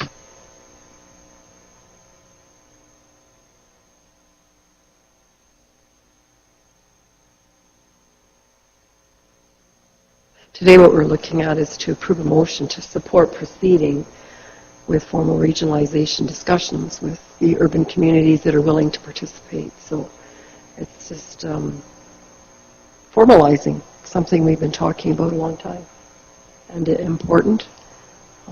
So, Kelly? I think we've been there. I think we've, I'm willing to make the motion, option number 1, to move forward. Other discussions? Anne-Marie? Just a clarification. We did send a letter to the City of Brooks. We got a reply from them. Are we sending an official letter to the other municipalities too? And then asking for a response in writing that they're 100% committed to this process? I think that would be appropriate. Certainly, I'm assuming that the Brooks would be putting forth something like this, and Bizano has expressed interest since we sent the letter to the City of Brooks. So they just verbally, and so yeah, I think yeah, everybody can be given the option. Can't see why not. Kelly? Share, if you don't get the Bizano Times, it was put in the Bizano Times that Town of Bizano did pass a motion 6-1 in favor of exploring this very topic. So publicly they're on board. Kevin? So, Madam Reeve, I also included this on next week joint services agenda. Mr. Griffiths did talk about having a separate committee set up. I do believe that's the right committee for it because everybody's at the table. And it would give the committee a bigger purpose. But I do think that's the right avenue to coordinate it and work it through. So that would be my recommendation. Anne-Marie? Joint services would only be workable and suitable if everybody is on board. If somebody is not on board, then I think we should have a separate committee. And I guess that certainly could be talked about too at joint services. But any other thoughts? Ellen? Maybe I'm wrong, Lane, but does the MGA not say that all the parties should have written notice? At least that's what I understood of it. The Municipal Government Act certainly outlines what the requirements are to go through a process of this nature. If a municipality is going to participate, they need to be directly involved, and that would need to be supported by a decision that it has been approved by their council. There are different ways that the process can move forward, but the Act itself certainly outlines how that has to go forward. But certainly to have everyone commit in writing to the process would be a first step, I would think. Ellen? In my opinion, amalgamation is something that cannot and should not be entered into easily. If we move too fast, we may end up with poor planning and execution. When regionalization does not work out, it is very difficult and expensive to reverse the amalgamation. Compared to urban municipalities, all rural county spend significantly more per person to maintain the basic infrastructure to support the Alberta economy. All residents and industry rely on roads and bridges to get to work and get their products to market. The Municipal Government Act factors a community's population size in an amalgamation. My biggest concern is the reduced representation for our agriculture producers to be able to maintain the ability to grow and produce their crops. Intermunicipal coordination, cooperation, and shared services still give all municipalities each a choice. So, in closing, I'm in favor of shared service agreements rather than municipal restructuring. Thank you. Wayne? Even if we get into this process, and which it sounds like we're going to do, doesn't mean it's a done deal. This is where we're opening up discussions. We're going to, and this is going to be some hard-fought decisions made. And that's what we are here for as a council, to make sure we protect our ratepayers. I personally believe amalgamation will make the use of their funds quite a bit more, a lot better, easier to control. But agreed, we have to, this will be a hard fought to get the process in place for a new municipality, which it will actually be. Mm-hmm. And that's what these meetings and this steering committee or whatever we develop, that's what their job will be doing. So we're right at the start, but it doesn't mean it's going to go through. But we got to start working on something. Well, I just keep going back to the fact we have 32 councillors for under 25,000 people in our community. I mean, if you follow fake news, maybe it is. Doug Ford in Ontario, I mean, one of the first things he said was that Toronto should go from 47 councillors, the greater Toronto area, I think it is, from 47 to 25. So, I mean, and that's about efficiencies. So, to me, this is about making us fiscally stronger and more efficient, looking at a better system. And I think it's quite astounding for government to look at how they can rearrange themselves to save money for their taxpayers, because that, to me, is what part of this should be. So, anyhow, this is just a very, very first step. It hasn't happened yet, but it won't happen unless we make a move forward. So. Ellen, you had something else? Yeah, just in response to your comments. By eliminating some councillors and perhaps the reeve, it may seem that we are saving money, but the remaining councillors will have an increased workload and will have to be compensated for their work as well. So are we really saving money? It could actually increase money. Because if staff gets amalgamated as well, their wages have to be brought up to par, and usually they have to be harmonized, I should say, and usually that goes all up. Well, Ellen, I certainly haven't gone deep into this discussion. I think we're just at the top. So we'll never figure any of this out if we don't sort of get moving on the whole concept of looking at it. So truly, as I said before, another one, the city of Calgary. I mean, there's 14 councillors and a mayor. And of course they work harder than we do, but they have 1.4 million people.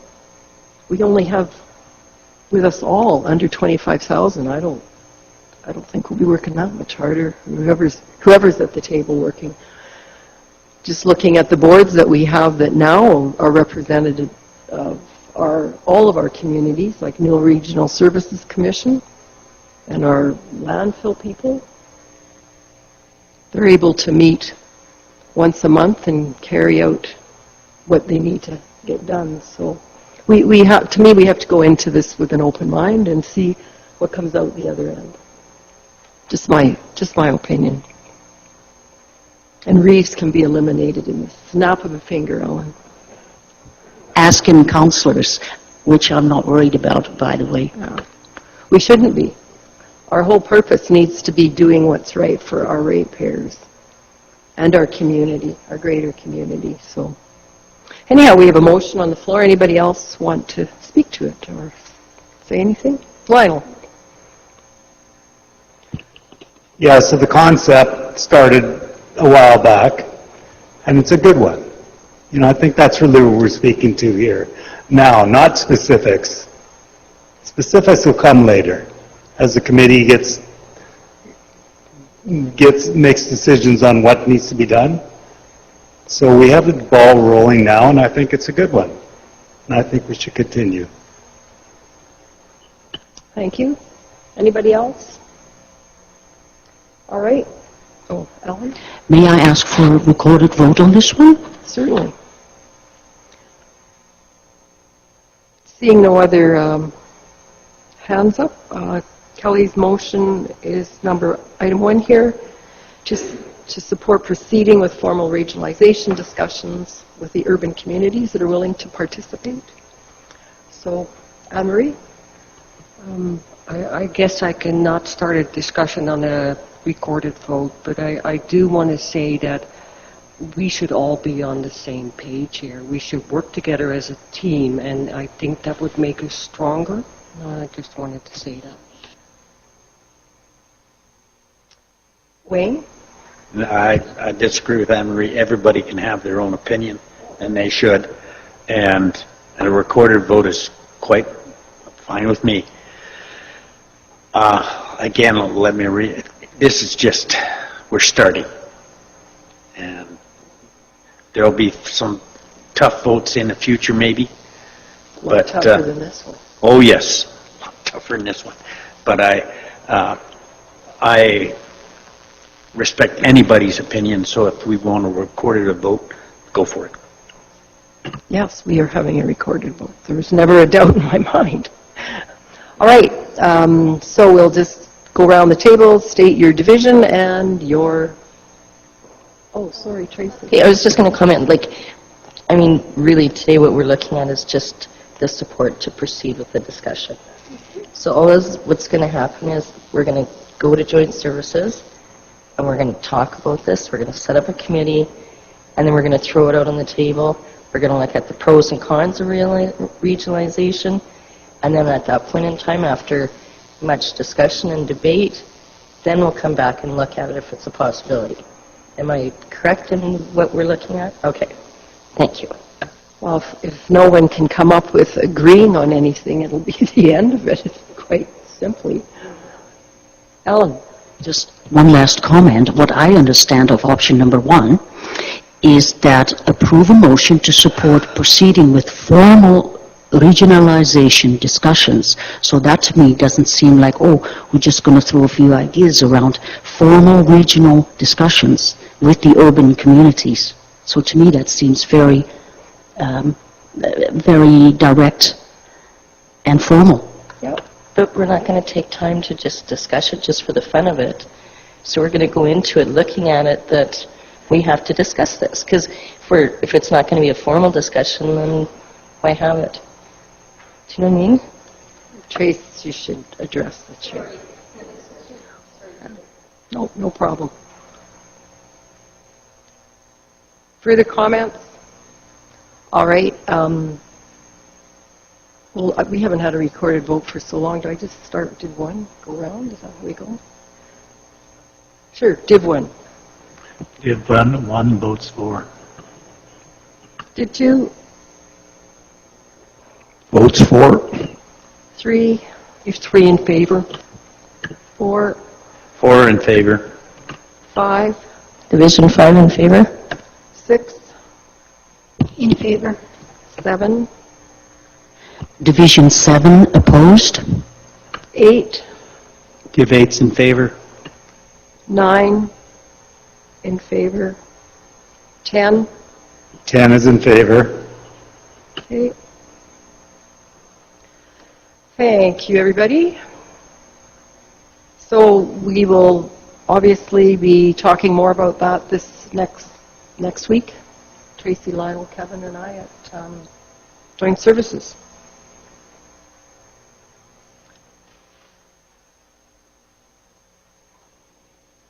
Moving on, compensation review. Questions about July?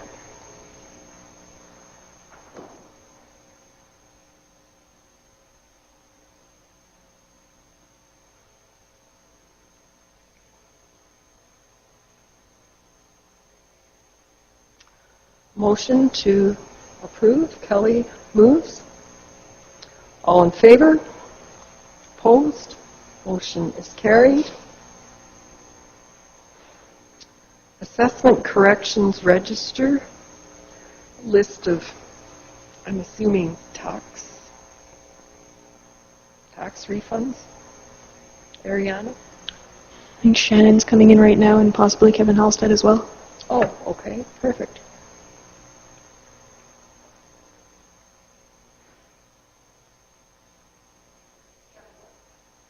No, we told him to stay away. You're handling it?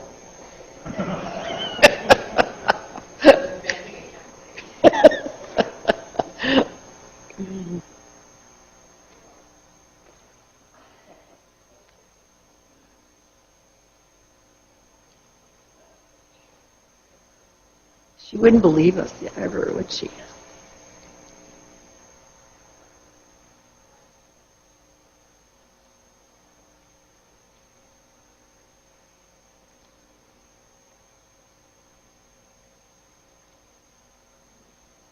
Come on in, Kevin.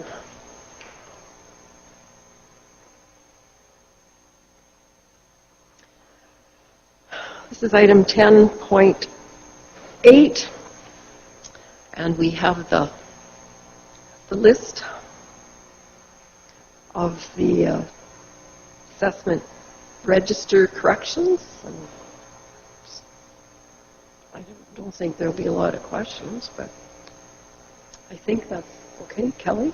My question, Kevin, is how this stacks up against other years. $17,000 isn't a whole lot, but how does it compare to other years? Normally about every year we get about 20 to 30 corrections. So just by the numbers, that seems to be kind of like an average number. $17,000. Are we talking about one in particular, or no? That's just the total. Overall. Oh, okay. That's the amount that we're be paying. Oh, okay. That's what we're paying out. Okay. Yeah. I'm not sure about if that's a normal number or not for paying back. That part I don't know. Yeah. Shannon know the answer to that? I didn't look it up, so it's like a small assessment change could be like $20 or $30, or if we've missed or a big adjustment, it depends on the scope of what was adjusted, right? So, right. Like, because last year we had the JBS adjustment, right, and that one was quite large, right? Because that whole plant for the whole building was there, so that was a bigger year last year than this year. Yeah, the Brook Solar one, of course, is the largest one there.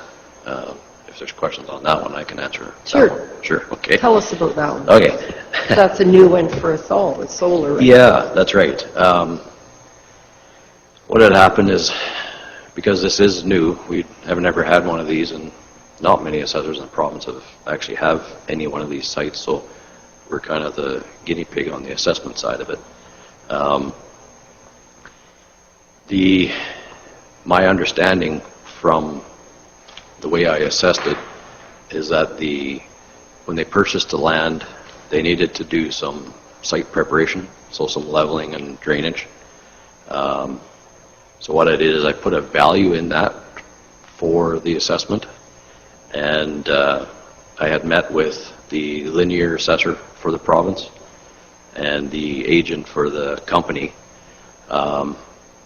They had talked back and forth, and they basically said that the site preparation value is under linear department, not my end of it.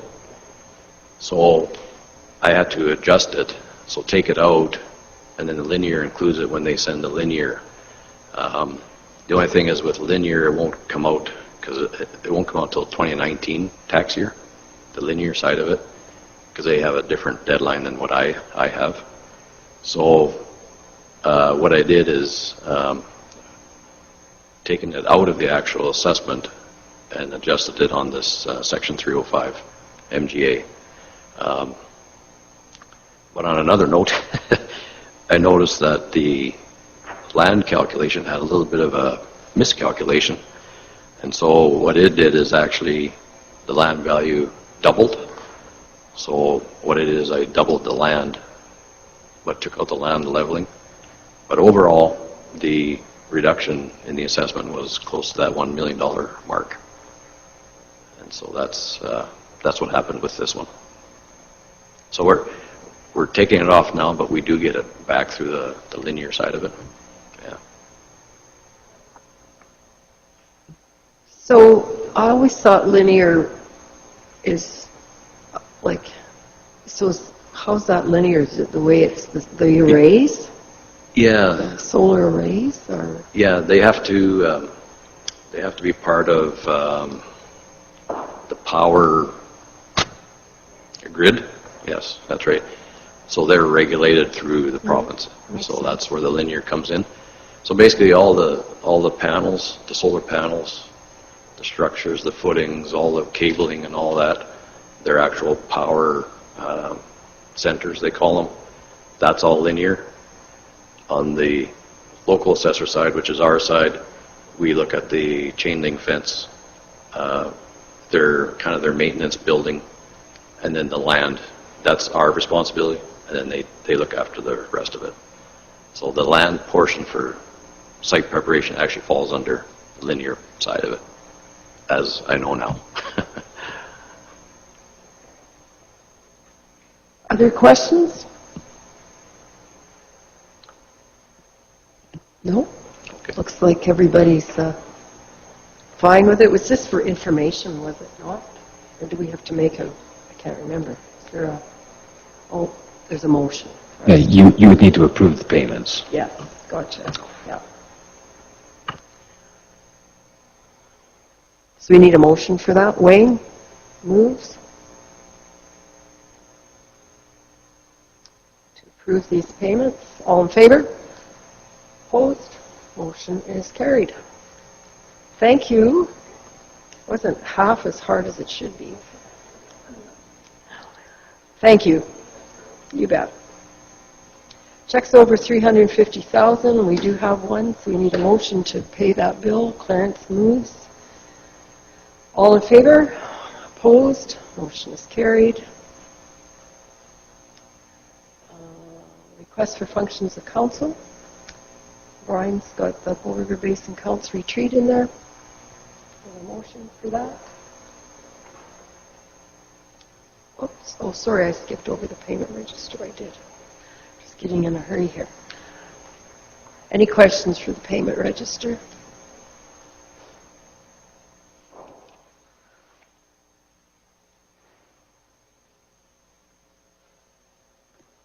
No question. Anne-Marie makes a motion to accept payment register. All in favor? Opposed? Motion is carried. Request for functions of council.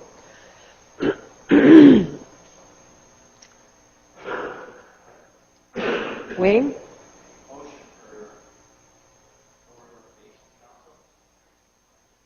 Okay. All in favor? Opposed? Motion is carried. Ellen? Yeah, I believe you all got the email from the NRTA, and there is a community development tour from the Canadian Badlands, and it's the Roger Brooks tour, and it's going to be in the Heritage Inn on the 19th of September, and the NRTA board likes to have as many people as possible there. The amount is $49. And the whole board is going, so I'm wondering if I should go. Okay, but there's other Canadian Badlands representatives. Perhaps they'd like to go? I guess I was wondering if it was something that you wanted to open up for all of council to attend if they so choose. Certainly there's been enough emails coming about it. Yeah, I thought it was on the 20th, which was council, so I ignored it. But is it different communities, different days? We did go to 4 communities: Concert, Strathmore, Brooks, Coaldale. And 3 of us have already heard him, so maybe it is good for other people to go because he's really inspirational to development of communities. Yeah, I did hear him. Canadian Badlands Conference in February, right? It's a similar presentation. Is it? It was a good presentation. About the importance of the downtown, part of the community. Yeah, it's become, the malls are out and downtown's back in.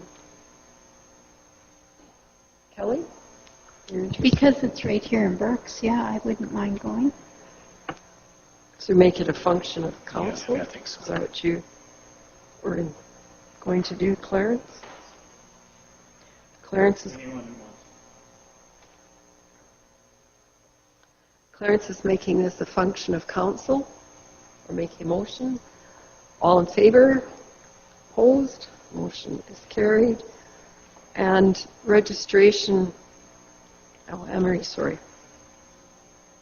Were you done with this one? I just wondered how people are, just so it's not crazy, how people are going to register so that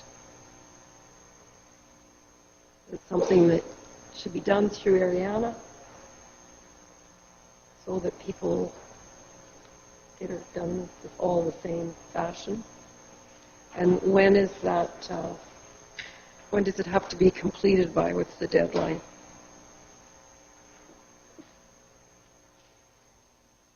Mm-hmm.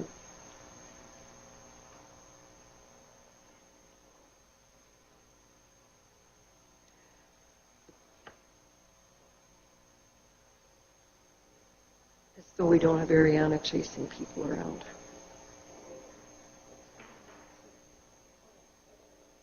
Yes, September 19th is the day before our council meeting. Just register ASAP, then they know how much money is coming into.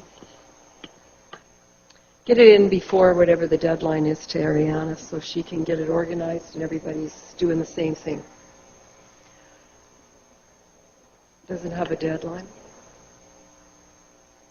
All right.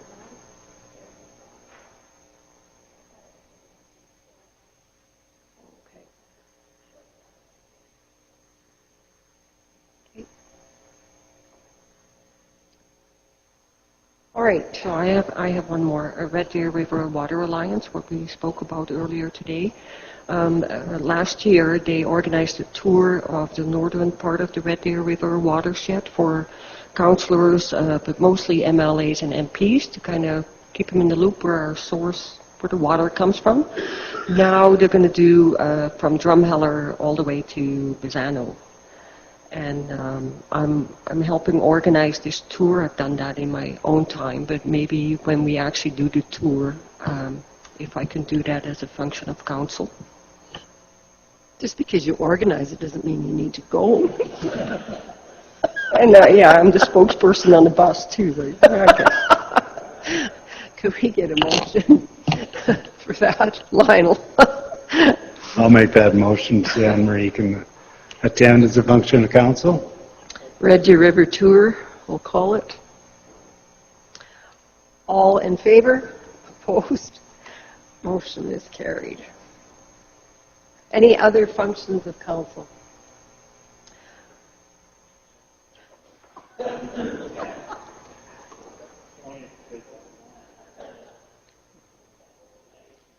Okay, Mark is on board here, so we'll get to Mark's report, the highlights, and well, good afternoon. Yeah, highlights. Well, I guess we've got a bunch of graveling done in Hamlet back alleys and stuff, that those that were in need in a way. The gravel program for resurfacing roads this year is about 90% complete, so that's going well. Grader operators have completed about 3.5 full rotations of maintaining surfaces on all gravel roads. And as of the end of August, our 4 seasonal laborers have returned, one back to Costa Rica where they reside, and the other 3 are back in school looking to obtain their degrees in education. So we're back to normal operating staff, full-time employees, and things are going fine, just working on the fall work that we can continue carrying out for construction and whatnot. Rural engineering with the rural water service network and stuff. I'm not sure what exactly happened, but we're down 1 registered location from last reporting period. Other than that, we remain 74% active. It seems that the number of reported problems, and maybe Cole spoke to this already, but the number of reported problems with the flow emitters has seemed to have gone down. So I hope that is the new trend for everything.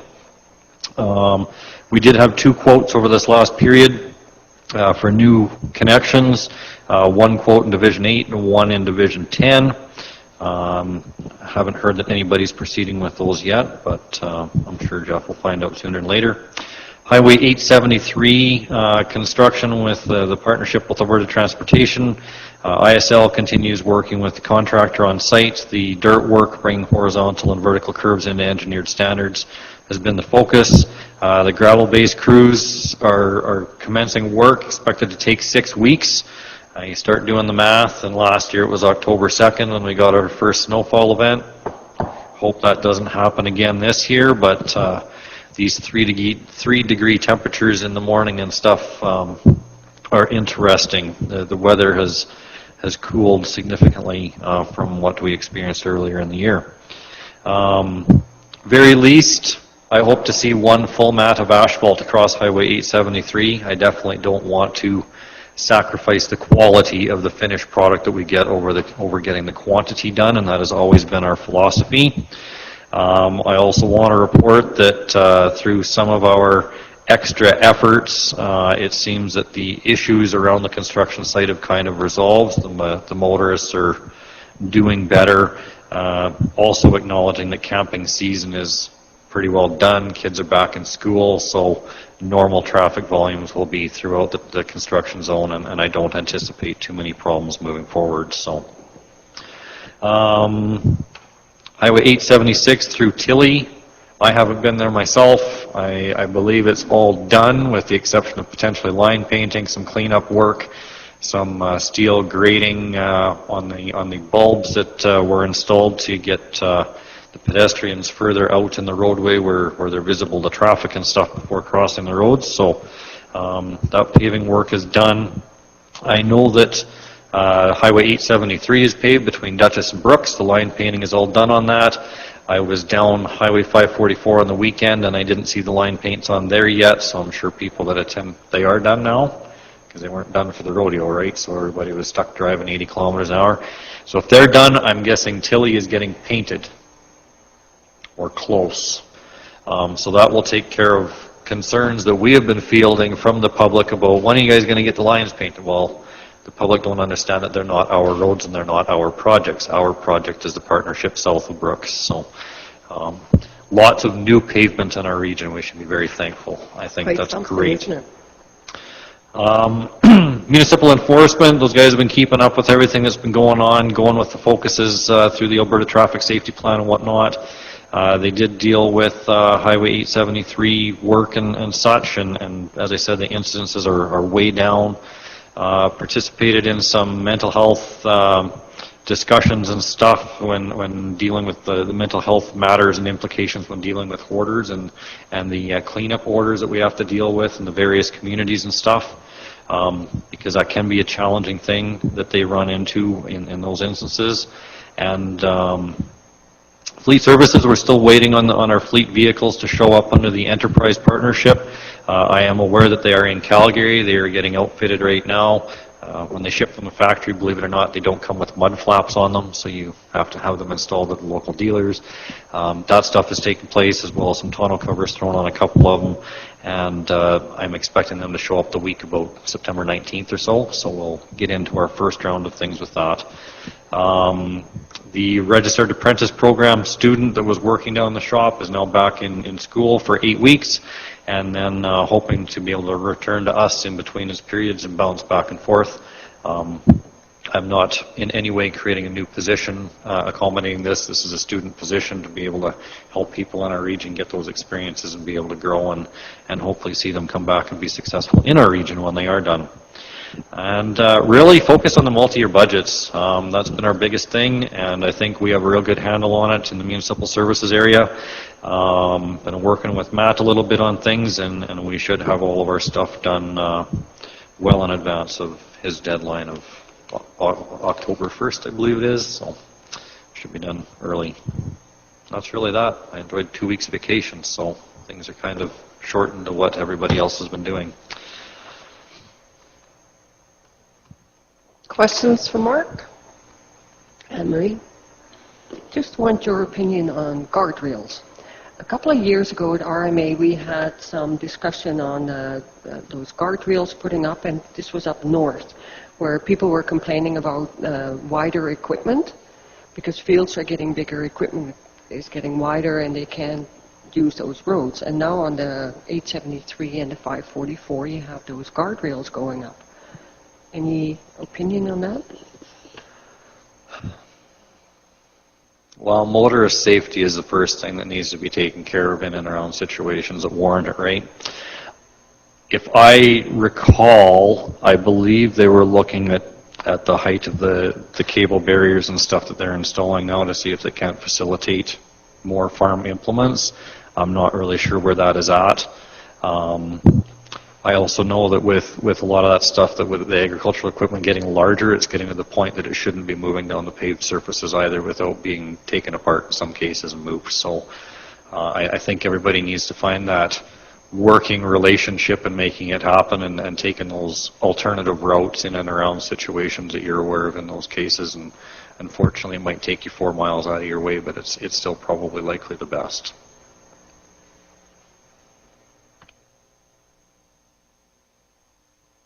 The discussion versus the cable, wasn't it? Because they thought the cable was too close to the road and all sorts of things, but didn't hear much more. Was that a resolution? Yeah. Brian? Have you got any more information or conviction on the Pisano theft of gravel or movement of gravel that was we're checking out anyways?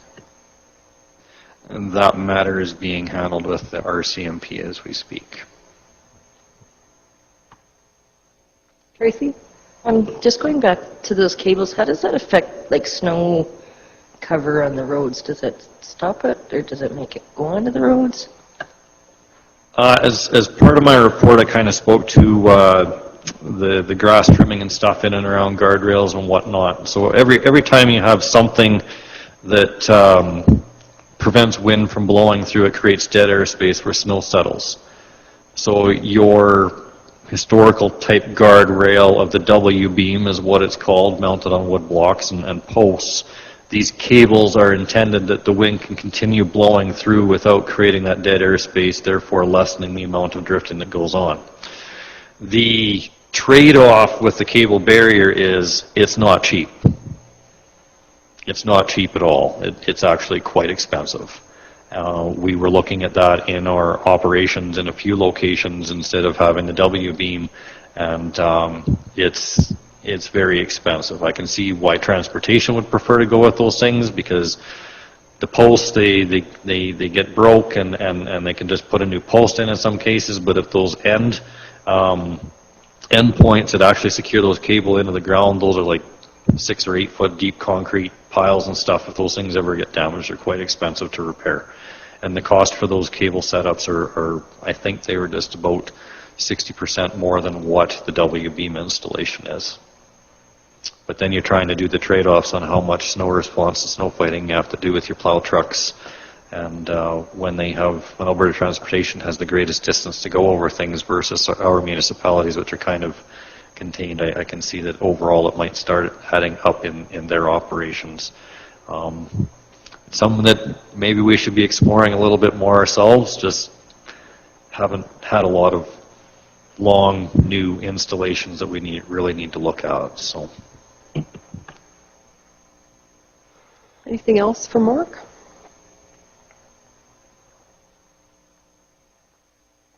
All right, we need it. Oh, sorry, Mark. Just before the motion, I just came to my attention today, and I don't know if anyone on council knew this or knows this. HR is not available to confirm this for me, but L.B. Janko passed away September 2nd. Apparently he served and worked for the county for 23 years, so I thought I would bring that up and identify that to council members. He did serve in the capacities of being the county surveyor as well as in a capacity of operations construction supervisor or something like that. So service is at 2 p.m. September 11th at the Castles Community Hall for anybody that knew him. I was not aware that he had previously been an employee of the County of Newell, but I thought 23 years was probably something that should be identified to council today in the passing of his family. So we will have some flowers sent to his wife. That's good. Thank you. All right, now we can have a motion to accept municipal reports, please. Hubie moves. All in favor? Opposed? Motion is carried. The one post-agenda item before in camera was the the art picture that we're going to participate in or not with City of Brooks for the promotion of Sagebrush Art Society, I think was the concept. So do you want to just let the Reeve decide? The request was clearly for the reef, so there you go. Well, the Reeve could handle it, I'm sure, but if she needs some help, I'll be calling upon some of you.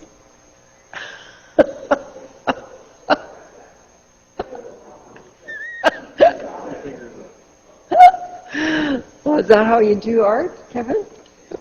That's good. Okay, I'll deal with it. How about, that's it, I think, for out of camera. Any information items? Alice. Oh, yes. Oh, I was thinking we had handled that, but we didn't. The public hearing or whatever. No, that was something different. Is it public hearing? Go ahead, Alice. This came out of the issue with having to postpone the public hearing today for this road closure. And part of my concern with this has come out of, in the past probably 6 months or so, we've had 4 issues with things being not published properly or not published at all in the newspaper. Under the Municipal Government Act, the requirements for advertising for a public hearing is it must be published at least once a week for 2 consecutive weeks. If the second week is missed, we can't run the public hearing. And so for me, that's an issue because once I get these guys to agree to these road closures, I want to push it through because it's hard to get them to commit even from the beginning of it. So what's come to mind is that there is a new provision in the Municipal Government Act, and it's an advertisement bylaw. And so my request is that I would like permission to prepare an advertisement bylaw for council to review.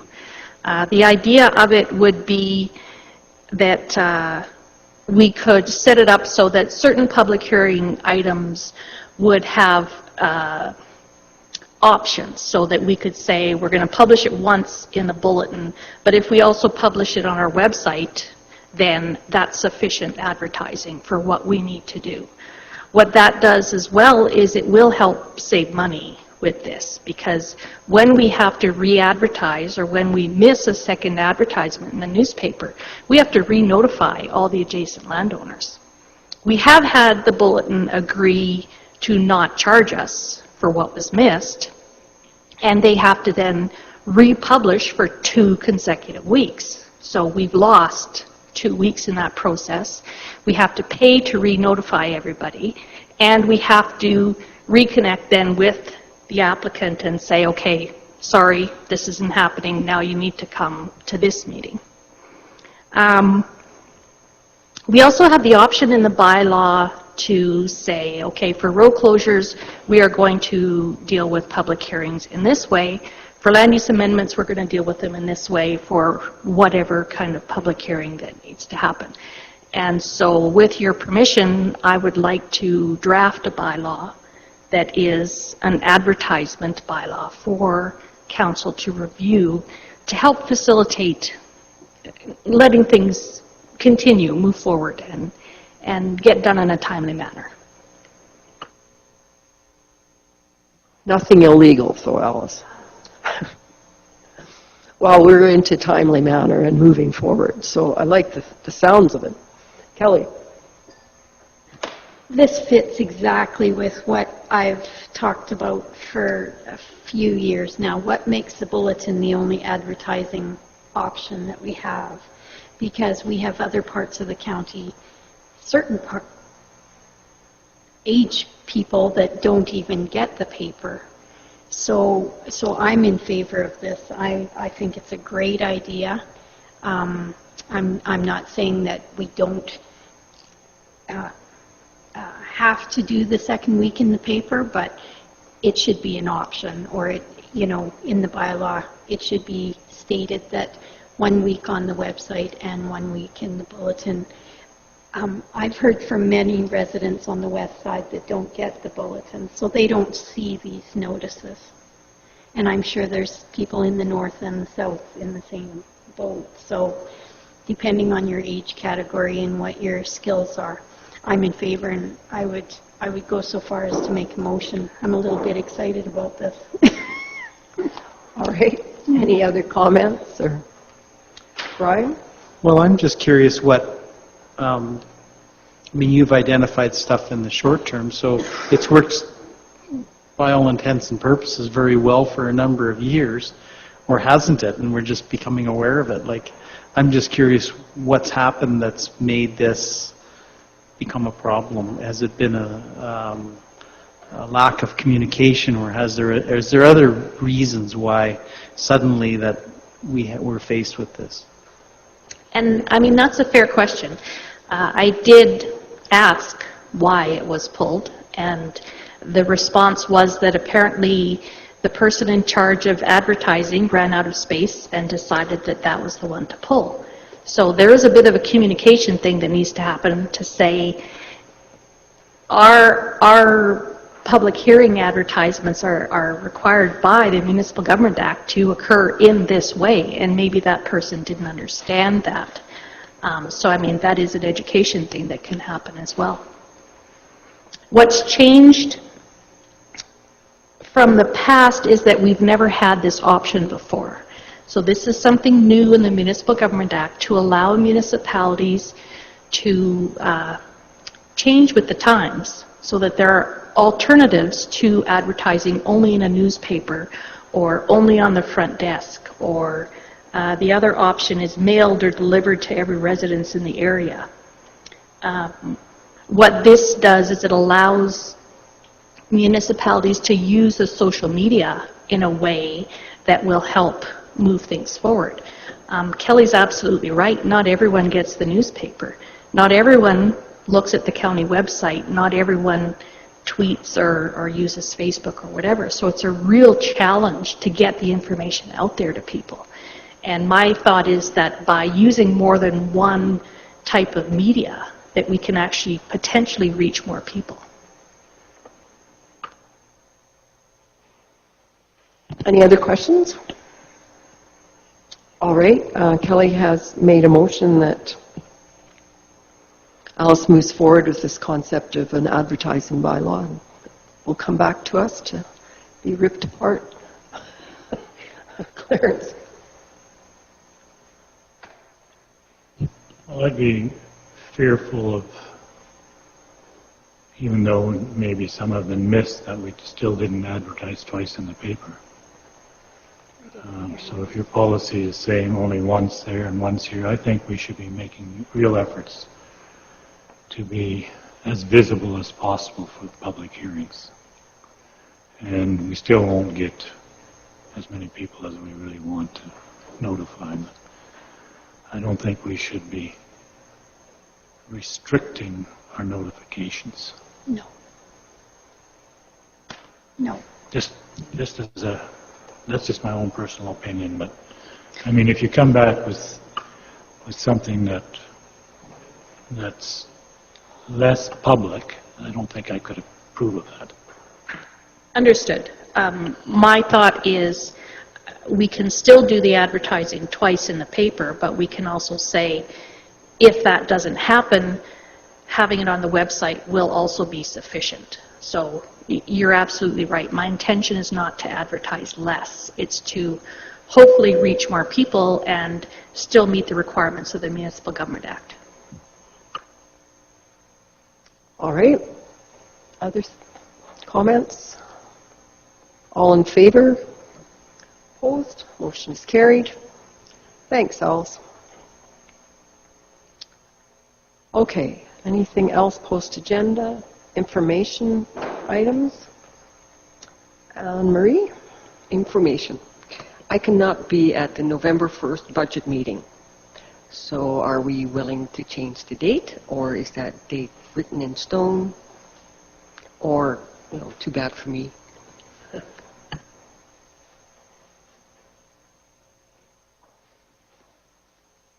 You really, really want to be there? No, you know, if it's hard to change the date, that's okay with me. But the budget is kind of an important day.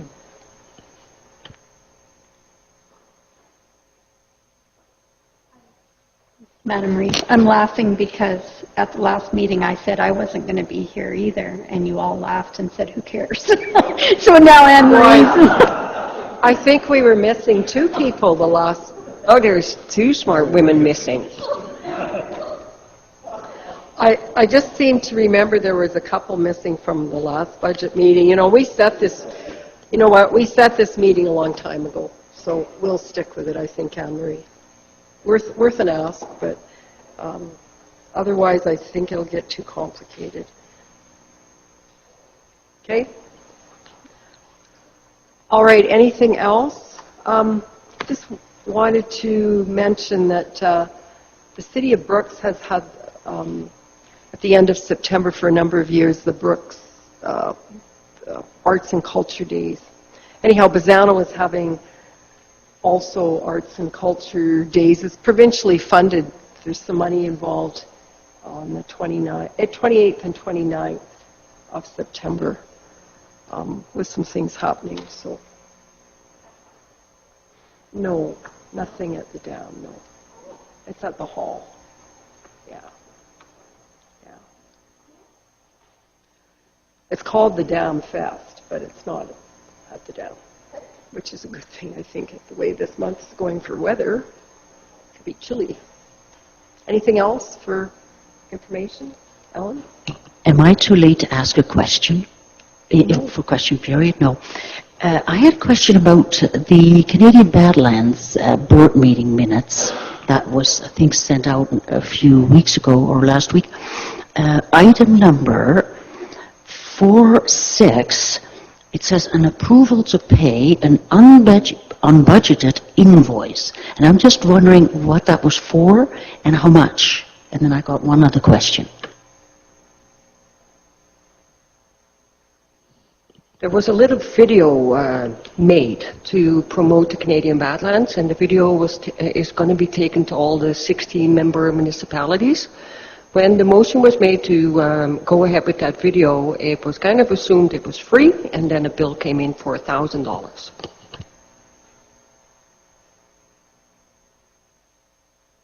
Okay. And just one more question. It is under 4.3. And it says here that the Canadian Badlands Tourism Board of Directors agrees to amend the current grant agreement with the Government of Alberta of Culture and Tourism to the following.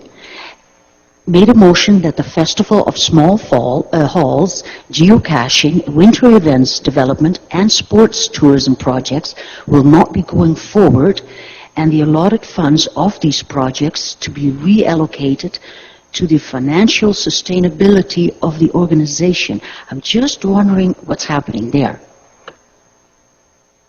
Those 4 projects were not finished, and grant money had been supplied for them. So one of the tourism people in Edmonton, Alexis, told us that we could move it into sustainability. And then later on, a letter came in from the finance department who said that we could not do that and we had to return the funds.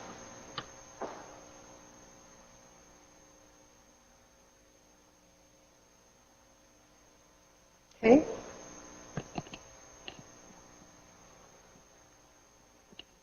Was that everything else? Yeah. Okay. All right, we need motion to move in camera. Hubie moves us in camera.